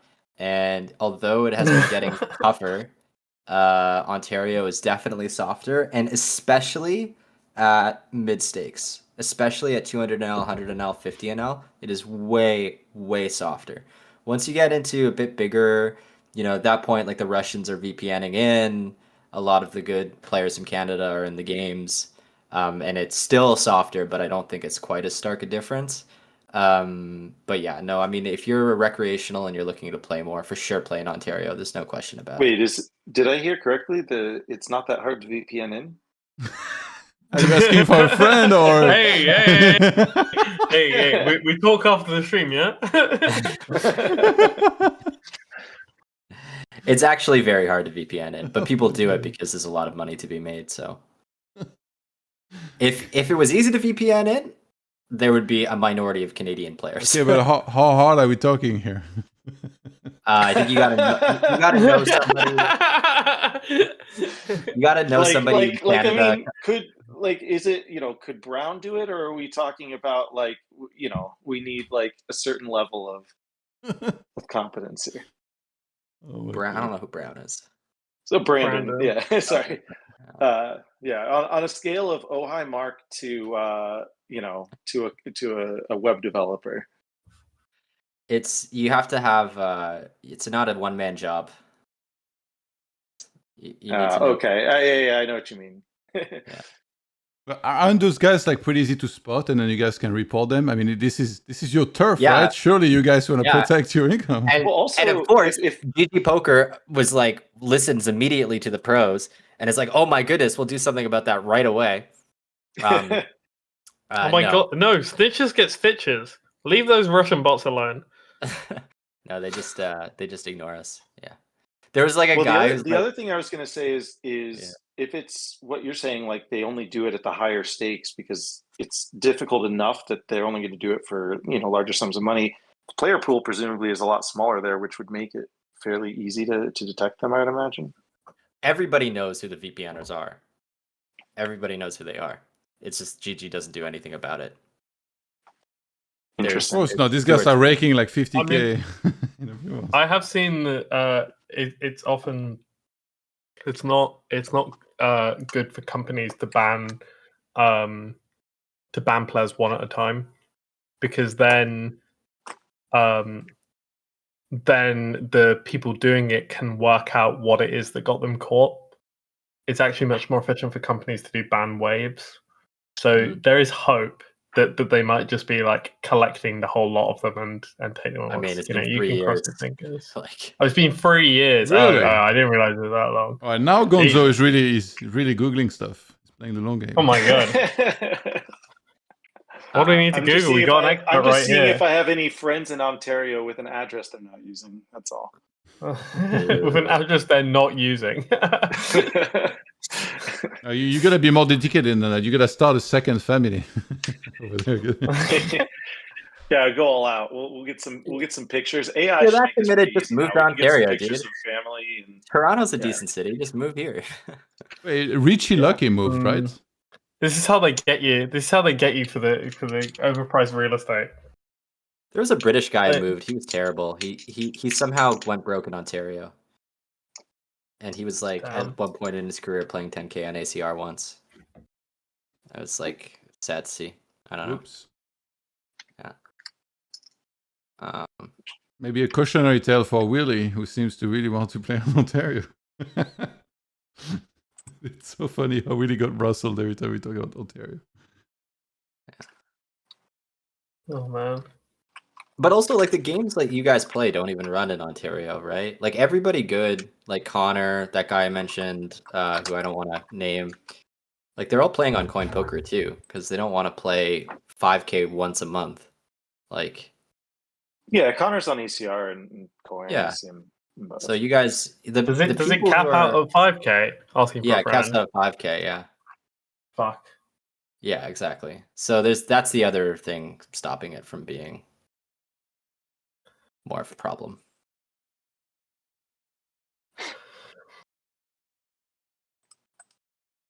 Yeah, and like obviously 5K is not running very often.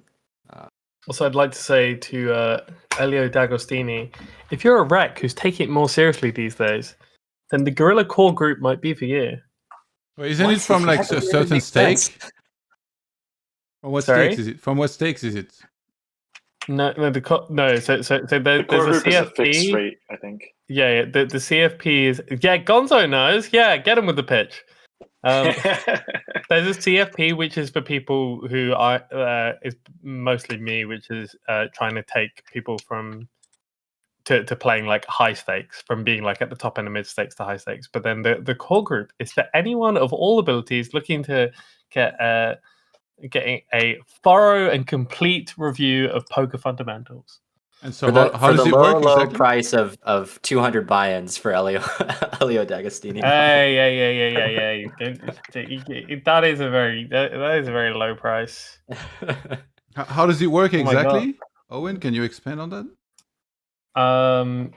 So it is a 3-month structured course, starting with toy games, going through exactly going in a lot of depth into exactly why poker works the way it does, from like the very building blocks of it.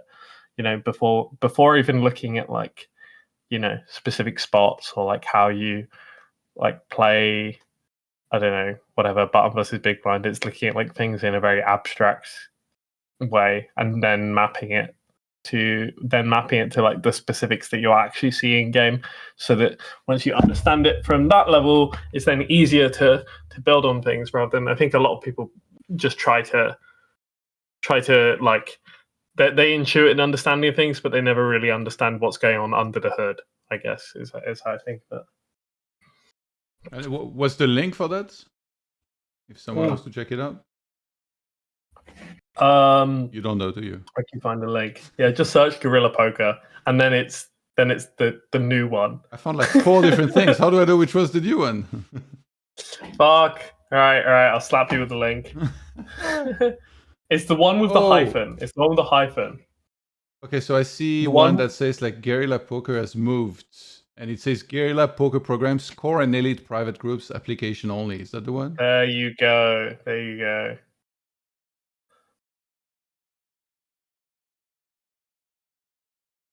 It doesn't mention the price on the main page. Yeah, we like to shock people with that.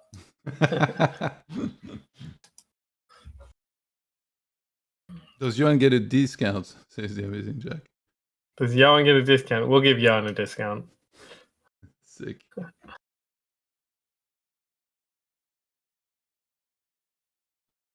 Are they? Oh, they reset the table.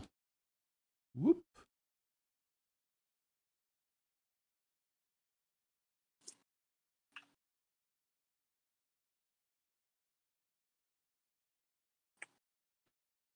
$58 points, and they've played over 500 hands already today. That's putting in the work. Have there been any interesting hands though? Like, I'm sorry, maybe we as of late, not too many. Maybe we missed them, but like, I mean, I've at least been paying cursory attention to the stream, looking for it. Nothing has gone to fucking showdown, and if it has, it's just been a like Goulaire. I mean, I guess we could have talked about the Jack 4-1, but that's just a guy triples off a nice bluff into a guy with the nuts. Like, come on. Why did the 4 have to do this exactly? The Jack 4? Well, it's like, okay, so his hand on the flop is pretty aggro, but it's heads up, But then on the turn, like the 10 is the best card in the deck. So he's just always, like, his hand is just always going to bet the turn. And then the river, it's like you get the best turn in the deck, and then you get a river where even more of your bluffs get there, and you have so many hands which are good enough to shove. I mean, he doesn't have to shove it. He could not go all in. He could have another size. Yeah. But like, I'm pretty sure you have to bluff that hand. It's just it's what size do you pick, and all in's quite intuitive. Take some balls. I mean, maybe it's not for people playing around here, but he can have plenty of straights, sets, So. Oh, hi, so, Mark. yeah. He's trying to bait you in the chat, by the way. Yeah, I saw. Oh my god. Let's see. Oh, I don't want to give him clicks though. I don't want to give this. Not hi, Mark. He's baiting me about Charlie. Him too. Yeah, I don't want to give any of them clicks. So they started this session. Wait, what the hell? What is it? Table closed. I'm trying to show the number of hands. I have to reopen the hand. Okay, wait. Let me open this.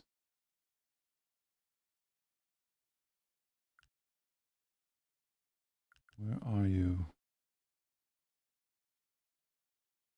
All right. So they started the session. I'm going to check the exact number. At 849 hands, and they're 1451 now, so good volume. I don't think they will finish today, but my guess is that they will maybe play a little bit more and then do one last sessions sometime over the next 2 days.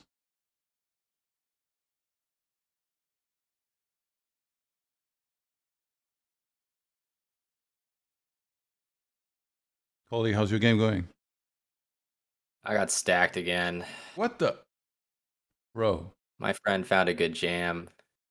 I'm getting donked into in a 4-bet pot, and it doesn't really make sense. What's the board?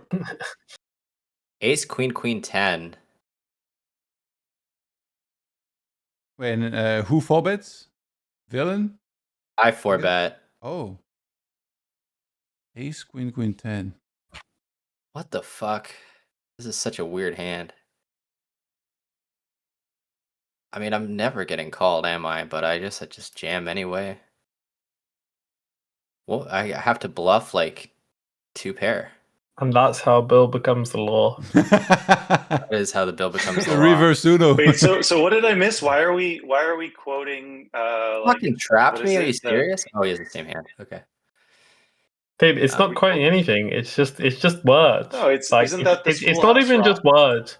No, Isn't it's that the just I Schoolhouse forgot Rock that thing? that sounds like it might be a thing now, but it's long become divorced from its context for me. But yeah, the Schoolhouse Rock had like a whole song about how a bill becomes a law. it was like I'm just a bill. Yeah, I'm only a bill, and I'm sitting here on Capitol Hill. You What? never, that's, you I've guys seen never that saw movie. that That in sounds school? like I don't remember that at all. But Oh man, this was classic. oh damn. oh wait, It was like a little content for the cartoon stream. bill that was going around, and Dude, this guy called my 4-bet out of position with king queen off. God damn. Like, I just got sent this list from someone complaining about the order of the list. Anyone want to guess? Oh my god. Anyone want to guess which pro sent me this list to complain about it? Vicker. yes. Well, I know. I don't even have to guess. I 100% know it's the number 4 on the list. 100%. No, it's not. It's not. It's No. not. No. So someone no. on the list complained about the list? he might have sent it to you. I don't. Wait, is this? Wait, sorry. Is this 6max? This must be heads up. It says just top 10 cash game players right now. That's got to be heads up, though, right? Someone on the list complained about the list. It No, can't. wait, I no, mean, sorry, not heads up because it's got deviant. I don't know. Never mind. Yeah. But it's got No, plushy it's on just there. I guess general. it's just a blend. It's just overall cash game. Overall cash Wait, game. someone Okay, on the then- list that sent it to And you? number 8. Then I'm going to say number 8 sent it to you. Someone on the list sent this to me to complain about the order of the list. Okay. I'm gonna okay, guess you're Seven? looking- Deck. 7. I'm locking in Decky. number 8. Oh, Johan knows. It's obviously Decky. It's obviously Decky complaining, which is wild because like Hey, Decky 7, even what the making hell? the list is nuts. Like, Dude, take the 7. It's good.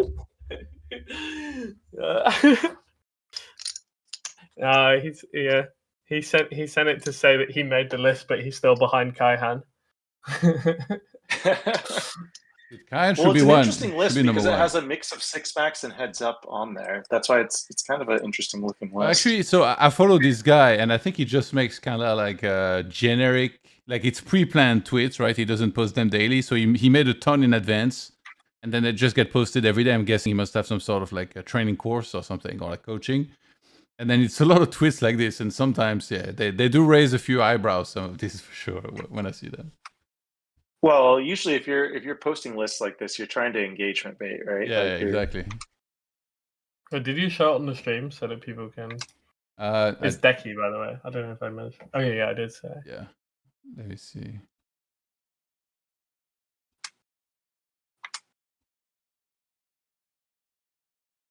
But yeah, poor Decky. Rick Deck, number 10. Like that. It's Slide it in noble there. to be 10th. Someone has to be there. Can we get the same one for It's Ontario? also- Should I reply to it's this guy and ask for Ontario? It's funny how like everyone's name is capitalized, rigged isn't, and then some of them are misspelled and they're not even hard to spell. Like,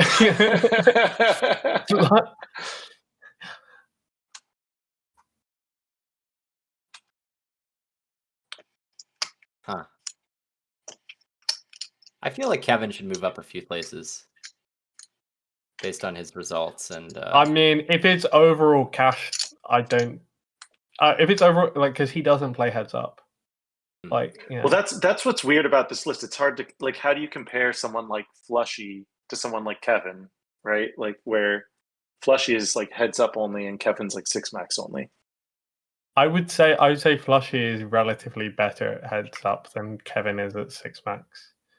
It's not by a massive amount, but just in terms Right. of I'm just saying it's an apples to oranges type comparison, right? So I guess you have to I say mean, there's a respective little. disciplines. Yeah, I guess you could just like, I mean, there is a way of doing this. You could just rank everyone in order 6-max and heads up, and then just add up their scores. Yeah.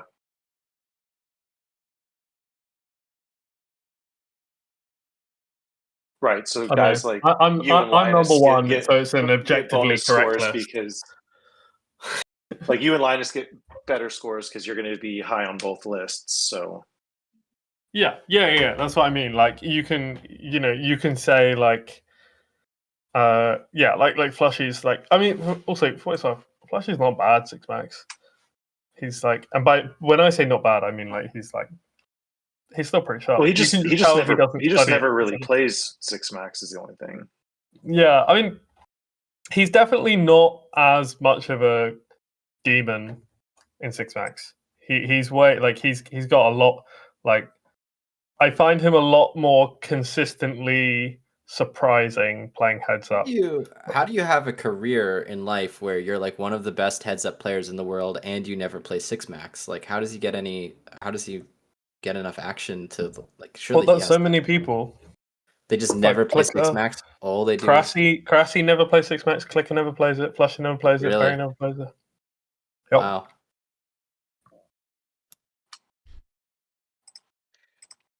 Huh. Actually, I was browsing through this guy's tweets, and then I see one that I want to ask you guys about. He says, controversial take. What just happened at 10:20? VIP asks Big Blind to shop blinds. Regular says, I studied blind versus blind yesterday. I don't shop. There is something wrong here. Many players play for fun. If regs make games boring and unwelcoming for VIPs, games die. No way around that. I mean, it's the wrong answer. It's the wrong answer to say I studied yesterday. Just say no, or like play for less. Yeah, but do you think, like, specifically in the US, I think a lot of people expect to chop. Do you think not chopping, even though you have an edge, might push someone to Did you say chop or shove? I thought you said to shove. No, I thought you said to shove blind. You said chop blind versus blind. Yeah.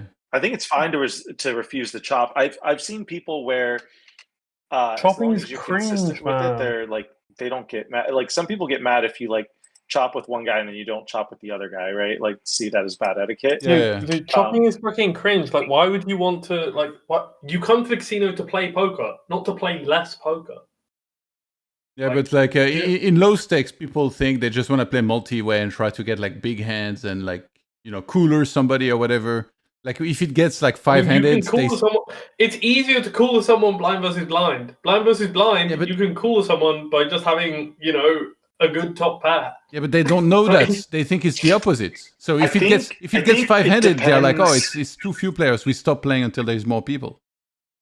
I think it depends like how big the VIP is, right? Like if it's a really big whale and the whale's like wanting to chop, I think it's fine to just like accommodate him and be like, okay, I'll chop, and like it's not worth it to piss him off if he's gonna get upset by it, I guess, right? If he's a really big whale and he's gonna get upset by you not chopping with him, I think it's not worth like fighting that battle. Probably most recs don't want tough decisions. They just want to put in the time for the chance that they flop set over set. It's just like it's the same reason people buy lottery tickets instead of going to play roulette, right? Like they just want a cheap way to like maybe get really lucky.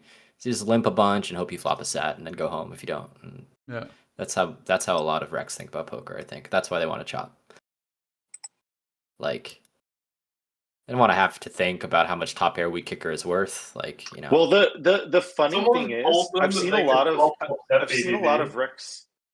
Well, I've seen a lot of recs who are like, oh, I don't want to play short-handed. I only want to play if it's like a full 9-person table. But it's like, dude, you're going to play 80% VPIP anyway. You do much better playing short-handed than I know, it's bizarre. Under the gun. Yeah. It is bizarre. But then if they were making rational economic decisions, they just wouldn't be at the poker table. So I think you kind of need to, No, but I feel like you need to account for that. Like, you just kind of have to use judgment in the moment of like, okay, is it worth fighting the battle with this guy, or just like, and like being staunch, like, no, I'm not chopping, or or like clearly, obviously, he did the worst decision of saying I studied BBB. Like that's obviously a terrible answer. But like, just in general, like, should you chop or not chop? Like, you can start with the default of not chopping. But if it's a VIP who's going to get pissed off if you don't chop with him, probably just let it go and just chop. That's what I would do. If you're not sure how to answer and you don't think you'll piss off the VIP, just try to funnel everything back into the idea that you just really like to gamble. Like, oh my god, dude, blind v blind, dude, we're gonna put in like all this money with like a draw. I can't put in this much money with a gut shot unless we're blind v blind. Like, I mean, maybe don't go that much over Wow, the top. do you give acting lessons, Coley? Because yeah. You know, you just gotta make my yourself. BB DJ. per 100 is about to skyrocket if I take a couple classes. People don't care. Johan at the table just like, do you know how much BB per 100 I am printing when I do not chop with you? People don't care if you're good at poker if they think you're a degen. That's what I've learned. Yeah, no, I mean, honestly, if you just say like, no, I don't chop, man. I like to gamble. Also, I didn't come here, like, I didn't drive all the way to casino to fold. Like, that's a pretty fair answer that you can. I've found when I'm very incredulous when people ask me to chop. I'm like, do you want to play less poker? And I haven't really had anyone actually want to fight that one. Yeah. Like, you know, and it's like, it's not like I've decided, it's not like I'm doing it tactically or anything. That is just genuinely my reaction to it. And I've never had anyone say anything more about it. Like, I don't know, maybe it gets through to them. Yeah, like, honestly, I think some of it is just sort of like they've been conditioned, like, oh, people chop, so I chop, and they've never really thought about it. Yeah, I think it's like so they're just following the customs, is what I mean, and then like I think it could be just like sort of unexamined, and then they actually think about it, and it's like, yeah, maybe. Right. So yeah, so when you bring it up, you're like, wait, why do we want to not play poker? I drove 40 minutes here, right? Like they're like, okay, that's kind of reasonable. Yeah. That's what I say. Actually, I say I like to play. Like, and then they're just like, but there's no money in the pots. It's like, well, not yet. Let's fix that. If it's 2-5 with like, you know, like if you're gonna end up paying $5 in rake, you know, like then it can make sense to chop. But yeah.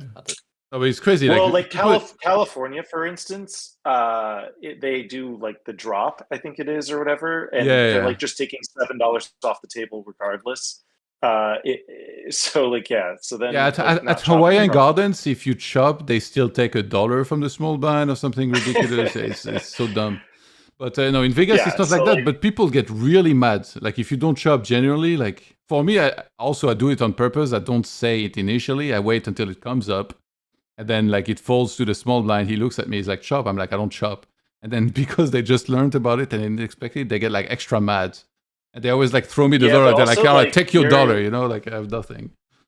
Yeah, but you're also a Euro, so you're gonna piss them off even more. Like they hear the French accent, I think they're gonna get more angry. You're probably like, you know, when you come with a French accent, you are drawing thin to get the benefit of the doubt with any interaction you have at the poker table.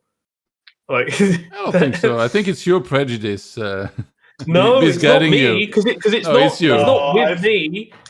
It's not with me. I'm saying that other people are going to be unreasonable towards you based on your accent, and I think so. That's been my experience too. I've had the same experience. I think people some of Owen's best friends are French. I mean, my son is Masser. Where do you think it came from? Like, oh my god. I think personally, I get along pretty well with people at the table. It's just this one thing that they can't get over, like the chopping, because everybody else does it. Well, I do think what Kali said is where like it came from like lower stakes where the rake is high and people just didn't want to pay rake BVB or something like that. Yeah, but that's not the reason. I think that's the origin of like where it started, because like in Bobby's room they don't chop BVB. Like it's not even brought up. Yeah. I think the real reason is they want like to get aces in a 6-way pot with top sets, and then just like win a 6-way all in. That's their dream. Like they don't. Yeah, sure. It's the same But I just reason mean, why like, when it I gets think like it 6. started in the low stake games with high rake and stuff. Yeah. When it gets 6-handed, I'm so happy because that's what I play online. And then everybody else is like, no, actually, like we need to wait at least one more player, maybe 2 more. It's like, what the hell? Like, I know it's we wild. can reduce rake like, as well. What are you mean? talking Like, about? So like if the first 3 people fold, do we just cancel the hand because now it's like a 6-handed game? Yeah, I mean, like, I get it if it gets down to 3-handed and they're staring down, like, you know, the barrel at, like, playing. If you're a, like, you know, if you're a rec, there's a difference between sitting in like a 9-handed game with some super pros and sitting in like a 3-handed game with 2 super pros. Yeah, you but know? I play Sure. 1-3. There is no super pros, and also if you get down to 3-handed, there is no rake. They literally remove the Honestly, rake. if you see a super pro at 1-3, it's probably a printing table because they are likely drunk, like they're like wasted. They're about to punt off like 1,000 big blinds. Super pros in the 1-3 street. I It's would good say news. they haven't. Yeah. They probably don't have a positive record. Paint spraying the towel. There was a brief comeback.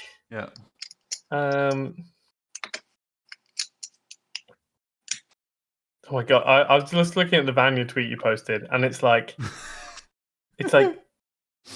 obviously the 2 modern day 6-max pros, obviously, like the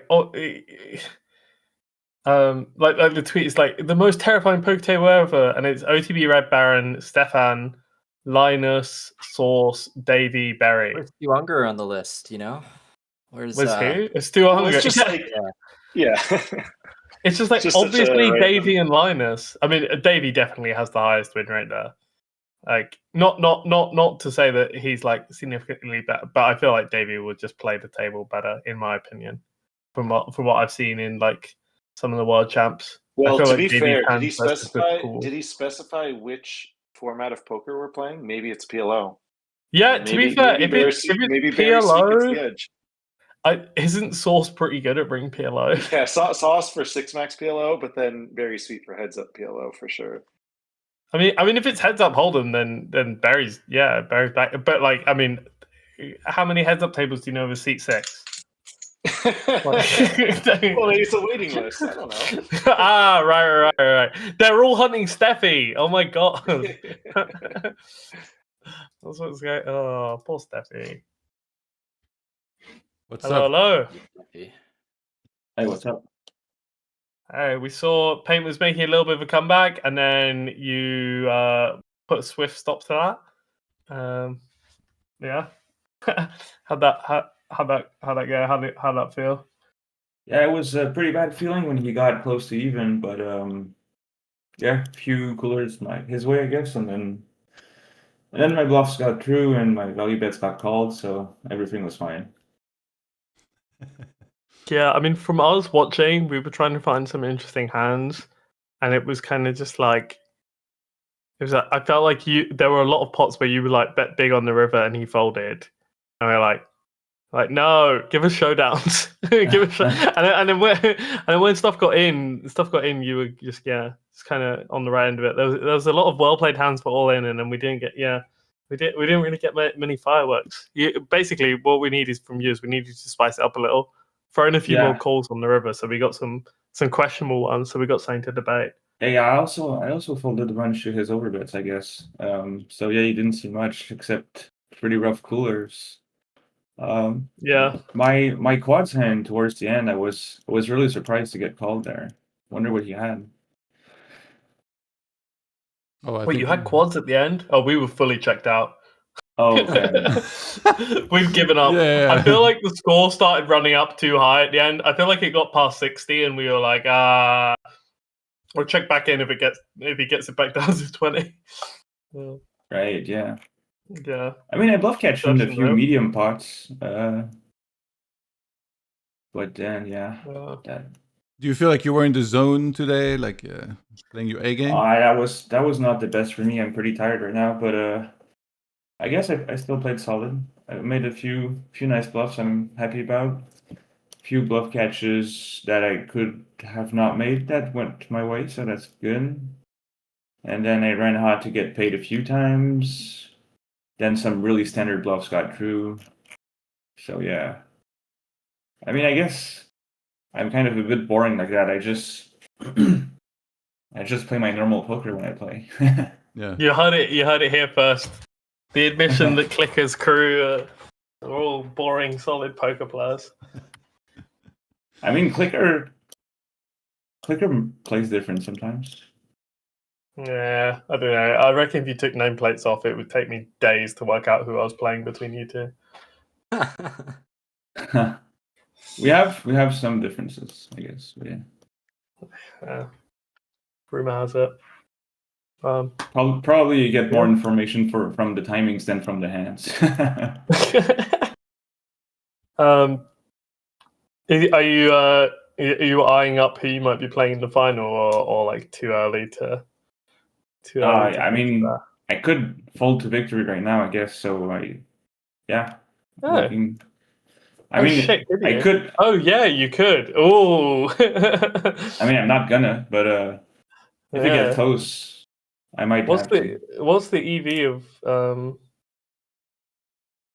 What's the EV? So the EV of going through, it's like plus. So if you go into the so first is 100, second is 50k. So the EV of going through is 75, and then like third versus fourth is 30k versus 0, right? Yeah. So that's 15k. There's 60k of EV for winning this match. Huh? Yeah. So it's worth something. Yeah. I guess. It's weird to think about that you could fold and you're like 500 hands away. I mean, I'm not gonna. Would you have a preferred? Actually, I guess you mentioned that you wanted to play Llama for the Battle of the Llamas. Yeah, that would be cool, but I railed a bit of their matches, and I think I'd like to play jungle. Oh, any particular reason? Not something particular. I think I do well versus a more old school style. What did you think of their heads up where they're on the call and they're talking about all sorts of things while playing? I mean, I'm sure it's fun for people to watch. Not every topic is my favorite, but that's how it is. Yeah.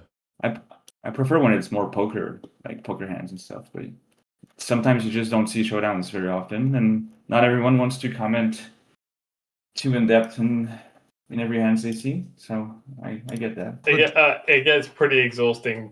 I'll be honest, like trying to talk about hands without a showdown. It is like so you can do your part by asking for show tables if you get to the final, right? I mean, then I promise I'll be locked in. But did everyone still vote for show tables? I think it was 6 out of 6 votes was for show tables. Yeah, I'm just wondering because like Kaki said he wanted everyone to agree rather than force on people. Okay, I'm gonna I reckon either of them would accept show tables for the final. I'm gonna get on Kaki's case. We need show tables for the final. We need it. We need to stop talking about PCP and tipping culture. We need to get locked in on poker. Tipping culture. Sorry? You know what I'm gonna say? What are you gonna say? Arrived at this decision to get things moving. No. I don't want to hear it. I'm all good without that information, but thank you. Oh man, I figured out a way to tilt Owen. I was gonna sell this for thousands. I'm gonna sell it to Charlie, and he can sell it out to other people. What? Like you're gonna sell it to Charlie? What's he gonna buy? Yeah, sell the secret. What's he like? He's gonna sell it. He's gonna make a new course. He's gonna pay for it with his top hat. Yeah. So Kraci, you start at the same time tomorrow, 7:30 p.m. EST. Yeah, it kind of depends how easy it is to put the kids down to sleep, but yeah, more or less. Yeah. I had a good sleeping schedule. I have to for exactly 1 day because of you guys. I have to leave Dark room. I've been in for a few minutes, like singing some lullabies and shit, and then get to grind mode right after. Pretty rough. Oh jeez. Well, it's So 1:30 a.m. yeah. here when you start, just so you know. So Right, yeah, but you guys are night owls or vampires. I'm not sure. that's true. What's your opinion on garlic? Oh, garlic. It's It's pretty great. It's great. It's fantastic. Anyways, guys, I'm gonna have to head out. It's pretty late from, well, not as late as you guys, but yeah. Yeah, come on. What the? What a lightweight. All right. But yeah, Thank you, dude. well played. Well played. Good luck in the rest of the match. All right, thank you. Bye. All right, guys. Let's do. It's that time. It's that time. I hope you guys have prepared something for me. I don't want to be disappointed. All right, who's got some shout out? Let's send Coley. Shotgun last. Shotgun. Shout out. Shout out to KraciFisk for winning the match. Basic. I mean, it's not over yet. Well, he can fold. Okay. Yo, okay. Paint is listening. What the hell, man? I'm in a 4-bet pot. I mean, Krasi could definitely blow it. He can screw it up. I don't see how that's my problem. Okay. I believe in him. He has the ability. Shout out to whoever Colley's playing in this 4-bet pot. Oh, Good luck God. to that guy. I have ace high. He might be listening. What the? I see him guess I making a decision on the river. Good God. Yeah, he's never folding jacks, never folding a queen. He could have a boat. Oh, man. Not now, he's not. Yeah. Oh, dude, come on. Fucking river. Fucking shit. Fuck. The board was 8-8, 10-10. River queen completing flush versus a whale. It's like, Sounds like I could have a lot of strong hands. Ace high is not a very good hand. yeah, but what am I Well, getting this him to and fold? more. It's like exactly jacks, and I don't think he's folding it. Yeah. All right, Gonzo. Nine. Any shout outs? Sorry. Shout out Rip City, go Blazers. Bro, they're going to get cooked as soon as Wemby comes back. Hey, they're up 25-23 in the first quarter right now. Wait, 2 points? A whole 2 points? Hey, Wow. 2 points a quarter. They can win by 8. Incredible, man. All right, Owen, do you want one more shot at this? Hey, I gave a shout out and that guy won the 4-bet pot. That's the power of my coaching. I don't know anything else to give a shout out to you. Oh, who should I give a shout out? Uri Peleg. Yeah, Uri Peleg. There we go. my good friend Uri. Who I've been working on to develop the Gorilla Core Poker course. Jesus Christ, I can't. Oh my God. So yeah, if you wanna get better at poker with the help of me and my good friend Uri Peleg, please sign up to the Gorilla Poker Core. Jesus, I need like an ad read. I need a little bit more practice. Then we'll get there. It's perfect. All right, thank you, mate.